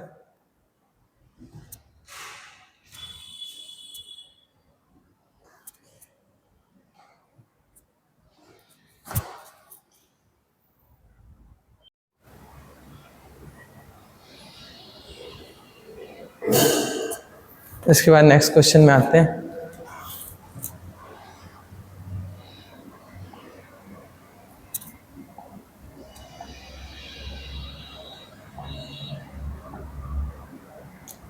क्या बोल रहे हैं, the wavelength of first of Lyman series of hydrogen atom is equal to second line of Balmer series of hydrogen like ion. ठीक है, फिर से अगेन वेवलेंथ सेम बोल रहा है, किसका सेम बोल रहा है, the first of Lyman series of hydrogen atom. ठीक है, हाइड्रोजन एटम का इक्वल है, किससे बोल रहे हैं, तो हमको नहीं पता किससे बोल रहे हैं, बस ये बोल रहे हैं कि the equal to the second line of Balmer series, मतलब कोई है जिसका second line of Balmer series के इक्वल है, सेकेंड बामर के इक्वल है, नहीं पता किसका। ठीक है, तो बोल रहे हैं कि वो जो हाइड्रोजन लाइक एटम है जिसका हमको पता नहीं है, ये जिसका वेवलेंथ हाइड्रोजन के वेवलेंथ के बराबर है, जो पता नहीं है, हमको उसका वैल्यू निकालना है, वो पता करना है कि उसका क्या होगा। ठीक है, तो वेवलेंथ का फॉर्मूला क्या होता है, आर जेड स्क्वायर, मतलब हाइड्रोजन है तो 1 का स्क्वायर, और फर्स्ट लाइन ऑफ लाइमन मतलब 1 का स्क्वायर माइनस 1/2 का स्क्वायर। ये हाइड्रोजन के लिए लिख दिया, पता नहीं है किसके लिए है तो इसको आर और यहाँ पर जेड का स्क्वायर ही लिखते हैं, पता नहीं किसका है तो जेड का स्क्वायर लिख देते हैं। सेकेंड लाइन ऑफ बामर लिखते हैं, सेकेंड लाइन ऑफ बामर मतलब सेकेंड लाइन ऑफ बामर हो जाएगा, सेकेंड लाइन ऑफ बामर मतलब 2 से 4, तो 2 का स्क्वायर माइनस 1/4 का स्क्वायर। यहाँ तक समझ आए। इसको सॉल्व करने से क्या आता है, 3/4 आता है, हम सबको पता है, तो आर तो कैंसिल हो जाएगा, यहाँ पर आ जाएगा 3/4, यहाँ पर आ जाएगा 3/4। इधर जेड स्क्वायर मुझे पता नहीं, तो जेड स्क्वायर ही तो मुझे निकालना है, ये पता नहीं है। इसको सॉल्व करने से क्या आएगा, 16 और ये 4 है, ये 4 है, 2 2 जा 4, 4 4 जा 16, तो इसको 16 बनाने के लिए 4 से मल्टीप्लाई करूंगा। इसको सॉल्व कर लेना, आप लोग खुद से सॉल्व कर लेना, तो ये आ जाएगा 4 ना ये आ जाएगा 3/16, ये आ जाएगा। इसको देखो 3 3 क्या हो गया, कैंसल, तो यहाँ पर 16 क्या आ जाएगा हमारा 4, यहाँ पर आ जाएगा जेड का स्क्वायर। इसको सॉल्व करेंगे तो क्या आएगा, देखो 4 4 जा, तो जेड स्क्वायर का वैल्यू क्या आ गया, 4 आ गया। जेड स्क्वायर का वैल्यू 4 आ गया, तो हमारे पास जेड का वैल्यू क्या आ जाएगा, यहाँ से 2 आ जाएगा, जेड का वैल्यू 2 आ जाएगा। यहाँ तक समझ आया। अब आते हैं नेक्स्ट क्वेश्चन में।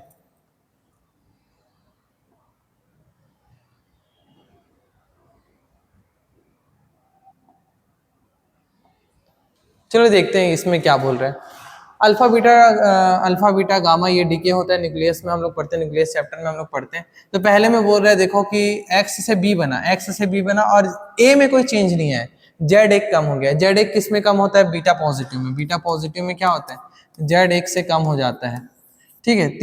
फिर बी से सी बना, तो बी से सी में क्या हुआ, जेड 3 से कम हो गया है, जबकि एक से कम पहले से हो गया था। तो इसको ऐसे भी लिख सकते हैं, देखो एक्चुअल में यहाँ पर क्या हुआ है कि एक से तो पहले कम हो गया था, फिर इसमें दो और कम हो गए, दो और कमी आई है। दो की कमी कब आती है, अल्फा से। दो की कमी कब आती है, अल्फा से। तभी तो -3 हुआ ना, तभी तो -3 हुआ, ठीक है। अब देखो ये -3 था, ये जेड -3 था। अब यहाँ पर क्या हो गया है, जेड -2 हो गया है। इसका मतलब जेड -3 में +1 हुआ होगा। प्लस क्या हुआ होगा, 1। +1 कब होता है, जब बीटा नेगेटिव होता है। तो बीटा पॉजिटिव में -1 होता है, बीटा अल्फा में -2 होता है, और बीटा नेगेटिव में +1 होता है। नेगेटिव में +1 होता है और पॉजिटिव में -1 होता है। यहाँ तक हमको समझ आ गया, बस यही है इसका आंसर। इसका आंसर क्या हो जाएगा फिर, इसका आंसर होना चाहिए beta positive alpha beta negative, यहाँ तक, ठीक है। चलो आगे बढ़ते हैं।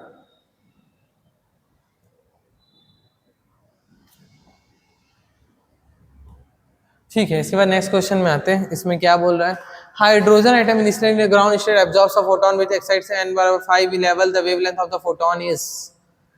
हाइड्रोजन एटम ग्राउंड स्टेट में था, हाइड्रोजन ग्राउंड स्टेट में था, यहाँ ग्राउंड स्टेट में था। ये 5वें नंबर में चला गया, 1 2 3 4 और ये 5। 5वें में कितना होता है, आपको हाइड्रोजन का याद होना चाहिए, 0.54 इलेक्ट्रॉन वोल्ट होता है। 3.4 1.85, एक सेकेंड ना, 1 2 3 4 5, 3.4 -1.85 0.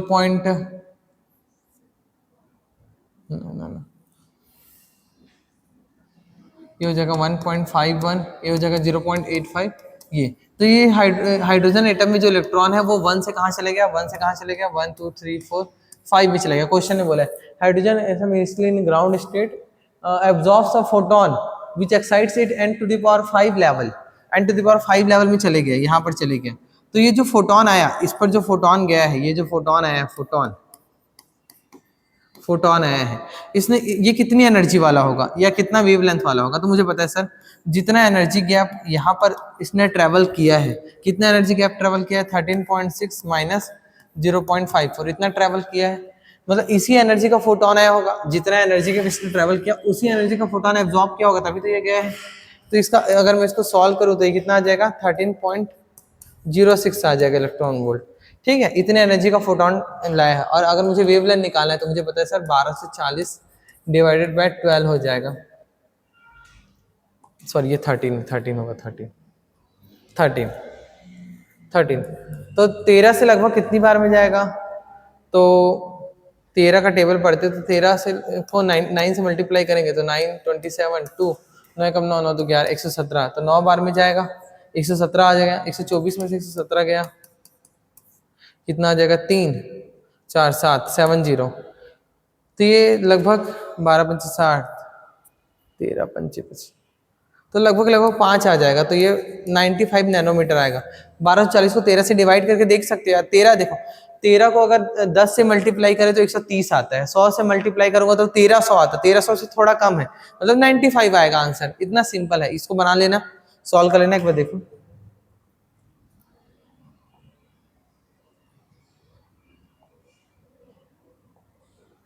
अब आते हैं नेक्स्ट क्वेश्चन में।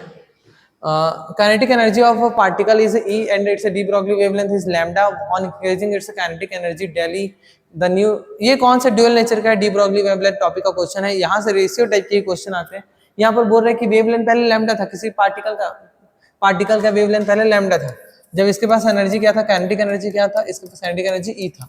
अब इसका वेवलेंथ λ/2 हो गया है। अब जाहिर सी बात है तुमको पता होना चाहिए वेवलेंथ कम हुआ है मतलब एनर्जी एक्स्ट्रा होगा उसके पास, तो कितना एनर्जी एक्स्ट्रा देना पड़ा है, क्वेश्चन ने बोला डेली एनर्जी एक्स्ट्रा दी है। देखो यहाँ पर लिखा है kinetic energy of particle is E and its de Broglie wavelength is lambda, E था तो लैम्डा था। On increasing its kinetic energy daily, कितना देखो ऑन इंक्रीजिंग बोला है, कितना एनर्जी इंक्रीज किया डेली, तो न्यू वेवलेंथ इज λ/2, तो मुझे डेली का वैल्यू पूछा है। मुझे सबसे पहले ना काइनेटिक एनर्जी और वेवलेंथ के बीच रिलेशन पता होना चाहिए, तो तुमको पता होना चाहिए कि जो काइनेटिक एनर्जी और वेवलेंथ है एक दूसरे के इनवर्सली प्रोपोर्शनल होते हैं और रूट में होता है ऐसा, ठीक है। तो यहाँ से मैं लिख सकता हूँ λ1/λ2 बराबर लिख सकता हूँ मैं डी ब्रॉगली वेवलेंथ में ये रिलेशन है k2/k1, यहाँ तक हम लोग लिख सकते हैं k2/k1। लैम्डा का वैल्यू है लैम्डा और λ2 का वैल्यू है λ/2। यहाँ से k2 का वैल्यू है e प्लस डेली और k1 का वैल्यू है e, ठीक है। ये लैम्डा लैम्डा कैंसिल हो गया और 2 ऊपर चले गया, तो यहाँ पर 2 आ गया, 2 यहाँ पर आ गया e plus daily divided by e, ठीक है। इसको फर्दर सॉल्व करते हैं, इसको फर्दर सॉल्व करते हैं, इसको इसके आगे सॉल्व करेंगे तो वो जो रूट है वो इधर आके स्क्वायर हो जाएगा तो 4 हो जाएगा, तो e प्लस क्या आ गया del e divided by e आ गया। अभी को इधर ले जाएंगे तो 4e हो जाएगा, 4e बराबर e प्लस डेल e हो जाएगा, ठीक है। और डेली का वैल्यू निकालना है तो e को ट्रांसफर करेंगे तो डेली का वैल्यू क्या आ गया, डेल e का वैल्यू आ गया 3e, यहाँ पर आ गया 3e। क्या यहाँ तक सबको समझ आया, यहाँ तक क्लियर हुआ, यहाँ पर आ गया 3e।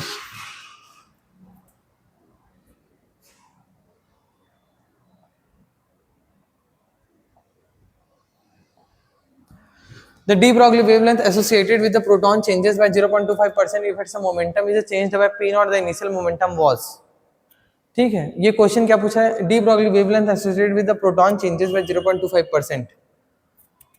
ये क्वेश्चन में ये बोल रहा है कि अगर मैंने डी ब्रॉगली वेवलेंथ को 0.25% चेंज किया तो मोमेंटम में कितना मोमेंटम इनिशियल मोमेंटम क्या होगा अगर मोमेंटम में चेंज पी नॉट है। ध्यान से, मेरा डी ब्रॉगली टॉपिक का क्वेश्चन है, इसमें ऐसा भी क्वेश्चन आता है, ठीक है। ध्यान से देखो, ध्यान से, इसमें जो चेंज है डी ब्रॉगली का वो लेस देन 5% है, लेस देन 5%। अगर लेस देन 5% हो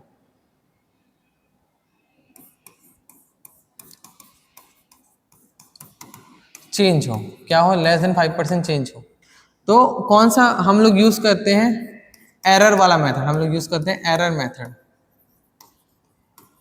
कैसे, देखो क्वेश्चन में किसके किसके बीच रिलेशन बोला है, वेवलेंथ और मोमेंटम के बीच, तो वेवलेंथ और मोमेंटम एक दूसरे के इनवर्सली प्रोपोर्शनल है 1/2। एरर में अगर इसको लिखना चाहता तो एरर में इसको लिखता डेल λ/λ बराबर डेल p/p, ठीक है। ये जो है इस पूरे की वैल्यू क्वेश्चन ने दिया, याद रखना लेस देन 5% है तो डेल λ/λ डेल p/p ऐसा लिख सकते हैं, ठीक है। और डेल λ/λ इस पूरे की वैल्यू है 0.25%, 0.25%। परसेंटेज चेंज का मतलब ही होता है कि change divided by initial value, change divided by initial value, इसी को परसेंटेज चेंज बोलते हैं। तो इस पूरे का वैल्यू है 0.25, लेकिन परसेंट में है तो तुमको पता होना चाहिए कि सर जब भी परसेंट में होता है तो डिवाइड में क्या आ जाता है, 100 आ जाता है। और change in momentum, if its momentum is changed by del p naught, इसका मोमेंटम जो चेंज है ये पूरे का वैल्यू नहीं है, डेल पी का वैल्यू बोला है कि इसका मोमेंटम पी नॉट से चेंज कर दे तो पी इनिशियल क्या होगा, ये पूछा है हमको, ठीक है। तो यहाँ से देखो, यहाँ पर देखो, तो ये हो जाएगा 25 डिवाइडेड बाय 100 इंटू 100 ऐसा लिख सकता हूँ पॉइंट को हटा के, और पी नॉट का पी नॉट नीचे पी इनिशियल आ गया, ठीक है। 25 से कितनी बार में जाएगा, 25 से 4 बार में जाएगा, तो क्या हो गया 1/400 हो गया, 1/400। और P नॉट तो दिया हुआ था, P इनिशियल हो गया, तो यहाँ पर P इनिशियल का वैल्यू क्या आ गया, देखो P इनिशियल इधर चले जाएगा, ये 400 इधर, तो P इनिशियल 400 P नॉट आ गया। तो इससे मिलता जुलता जो ऑप्शन होगा हमारा वो करेक्ट है, क्योंकि ये जो है वो एक सिंप्लीफाई मेथड है, एग्जैक्ट मेथड नहीं, इसलिए एकदम एग्जैक्ट वैल्यू नहीं दिया, 400 लगभग दिया, तो 401 अगर मैं एग्जैक्टली बनाता तो 401 आता। लेकिन कभी भी 5% से कम है तो आप ये मेथड लगा सकते हो, इससे आंसर करेक्ट आता है। इसमें मेथड में क्या है कि जिन दोनों के बीच बोला है उन दोनों का रिलेशन लिख लो और इसको डेल λ/λ डेल p/p लिख दो। अगर इसका कुछ पावर होता तो पावर सामने आ जाता है, हम इसको ऐसे सॉल्व कर सकते हैं। एक बार देखो, नोट करो, फिर आगे बढ़ते हैं।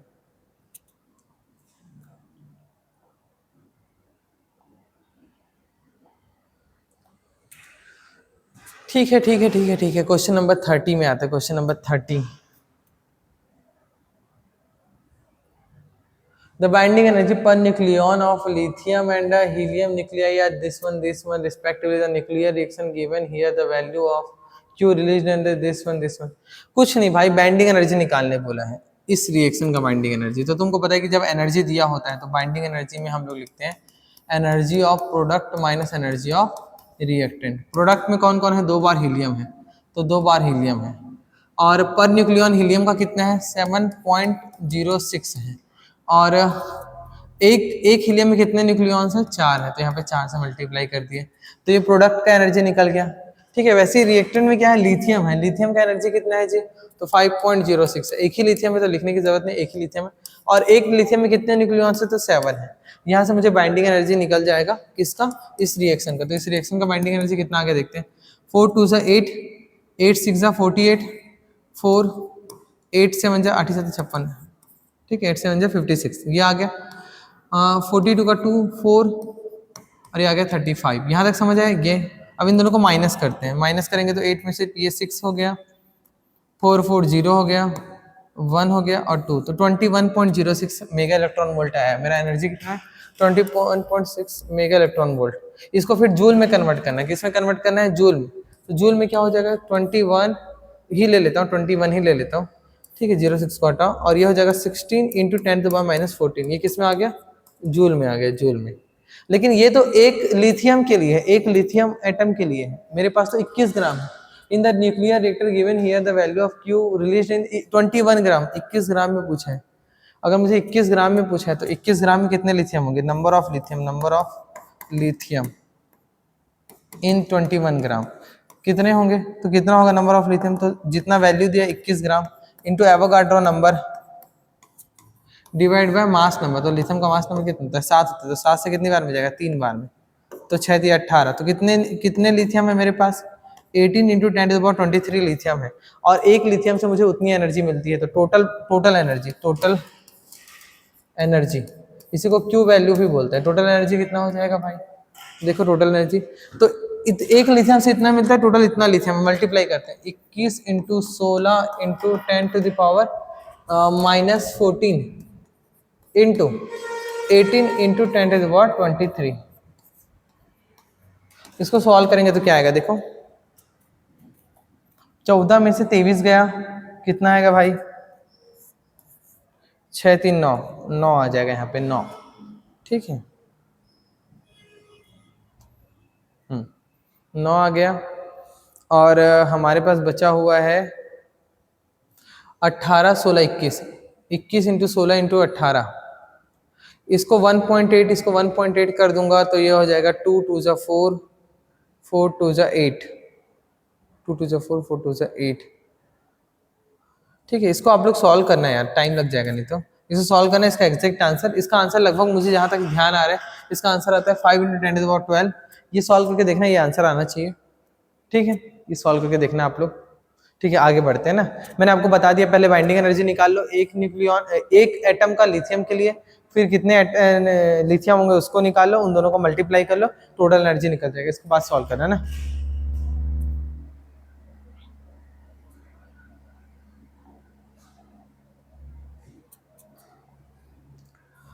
ठीक है, फोटो इलेक्ट्रिक इफेक्ट, इतना बड़ा क्वेश्चन दिया है, पढ़ लेना, उससे मतलब नहीं है, पहले हमको टाइम बचाना है तो पहले हमको क्वेश्चन पढ़ना चाहिए। In photoelectric effect stopping potential depends on, तुमको पता होना चाहिए सर जो स्टॉपिंग पोटेंशियल होता है ना वो 2 चीजों पे डिपेंड करता है। किस किस पे डिपेंड करता है, तो सर ये डिपेंड करते हैं आने वाली लाइट की फ्रीक्वेंसी पे और मटेरियल के वर्क फंक्शन पे।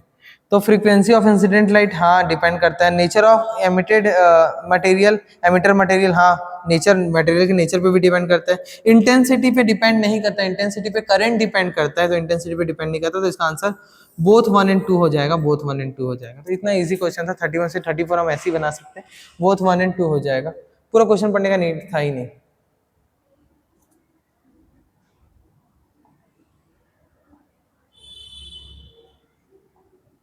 ठीक है ठीक है ठीक है, यहाँ पे देखते हैं। तो पीछे जो स्लोप दिया था, मैं आपको बता दूं कि वो जो स्लोप था वो था स्टॉपिंग पोटेंशियल और फ्रीक्वेंसी का स्लोप था, स्टॉपिंग पोटेंशियल और फ्रीक्वेंसी का स्लोप था। The slope of the graph between the frequency of incident light and the stopping potential for a given surface will be.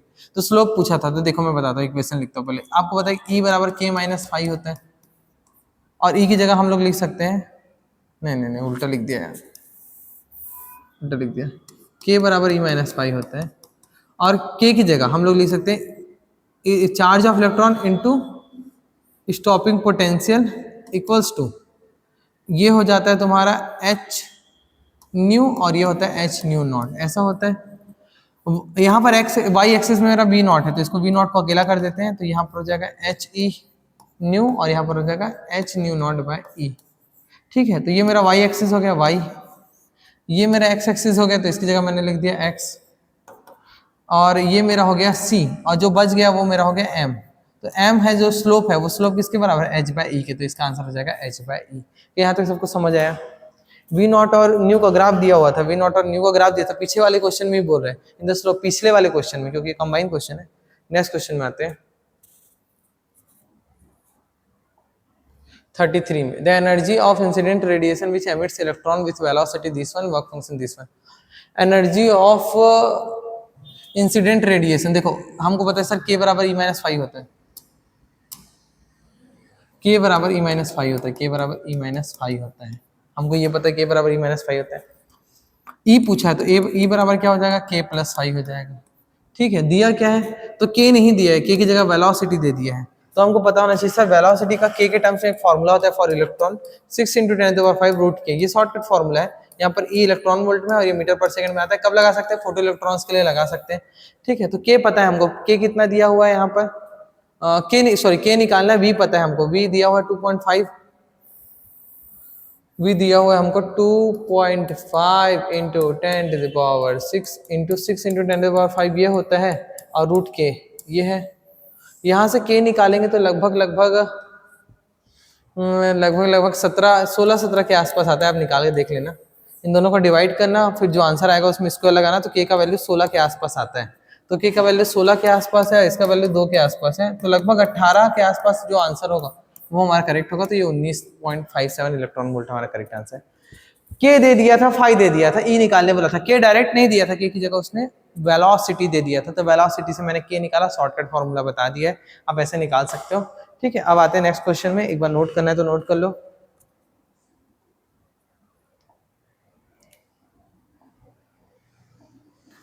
ठीक है, नेक्स्ट क्वेश्चन में आते हैं। If E by M of electron, इससे कोई मतलब नहीं है, तो ई बाय एम हमको पता होता है, charge of electron mass of electron पता होता है। एंड स्टॉपिंग पोटेंशियल दिया वी नॉट दिया 0.71 वोल्ट, वी नॉट दिया मतलब के दे दिया है 0.7 electron volt. Then the velocity, अभी मैंने वेलोसिटी का फॉर्मूला बताया, शॉर्टकट 6 × 10⁵ वेलोसिटी निकल जाएगा अगर आपको के पता है तो। वेलोसिटी बराबर होता है 6 × 10⁵ रूट के, ये होना चाहिए इलेक्ट्रॉन वोल्ट में, ये आता है आंसर मीटर पर सेकंड में, 0.71 है। ठीक है, इसको सॉल्व करते हैं, 6 × 10⁵ वेलोसिटी पूछा है, तो ये हो जाएगा 7/10 हो लिख सकता हूँ 0.71 को। और हमको पता है कि 7 जो है वो 7 का जो रूट है वो अगर 9 होता तो 3 आता, और अगर 4 होता तो 2 आता। तो 4 से बड़ा है 7 मतलब 2 से बड़ा आएगा, 9 से छोटा है मतलब 3 से छोटा आएगा, दोनों के लगभग बीच में है। तो मैं इसको ले लेता हूँ, एक काम करता हूँ 2.5, और 10 जो है 9 का होता है 3, 10 का हो जाएगा 3.1, ऐसे लगभग लेके बना लेते हैं। 3 × 2 = 6 और ये 5, तो इसका आंसर लगभग 5 × 10⁵ मीटर पर सेकंड आएगा। 5 इंटू ये, या इसको किलोमीटर में कन्वर्ट करेंगे तो 500 किलोमीटर पर सेकंड आएगा आंसर। तो ये हमारा आ जाएगा 500 किलोमीटर पर सेकंड। यहाँ तक क्लियर हो गया क्या? नोट करना है तो नोट करो, आगे बढ़ते हैं। फिर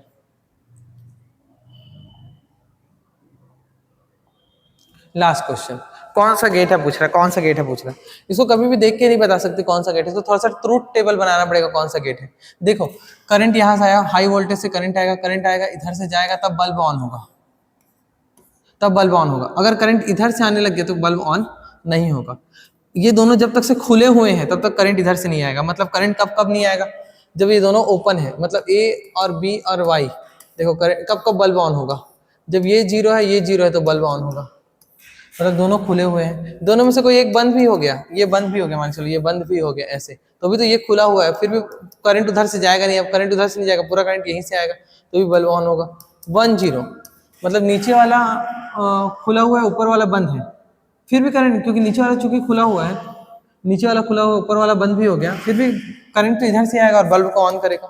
बल्ब एक ही कंडीशन में ऑन नहीं होगा, जब दोनों बंद होंगे, जब दोनों क्या होंगे, बंद होंगे। जब दोनों बंद होंगे तो पूरा करंट ऐसे आके इधर से चले जाएगा और इधर से कोई भी करंट नहीं आएगा। इस केस में हमारा बल्ब क्या होगा, ऑन होगा या ऑफ होगा, ऑफ होगा, क्योंकि पूरा करंट इधर से चले गया ना यार, पूरा करंट ऐसे चले गया, पूरा करंट ऐसे चले गया, दोनों क्लोज थे, तो इधर बल्ब ऑन हुआ ही नहीं, बल्ब ऑन नहीं हुआ मतलब ये जीरो आ गया। कौन सा गेट है, तो 3 बार 1 1 बार 0, 3 बार 0 1 बार 1 आता है एंड गेट में, तो ये उसका उल्टा है, तो ये कौन सा गेट हो जाएगा, NAND gate. NAND gate table याद होगा तो आपसे बन जाएगा तुरंत। यहाँ तक हमारा 35 क्वेश्चन कंप्लीट हुआ। अब नेक्स्ट पार्ट में और आगे का क्वेश्चन करेंगे।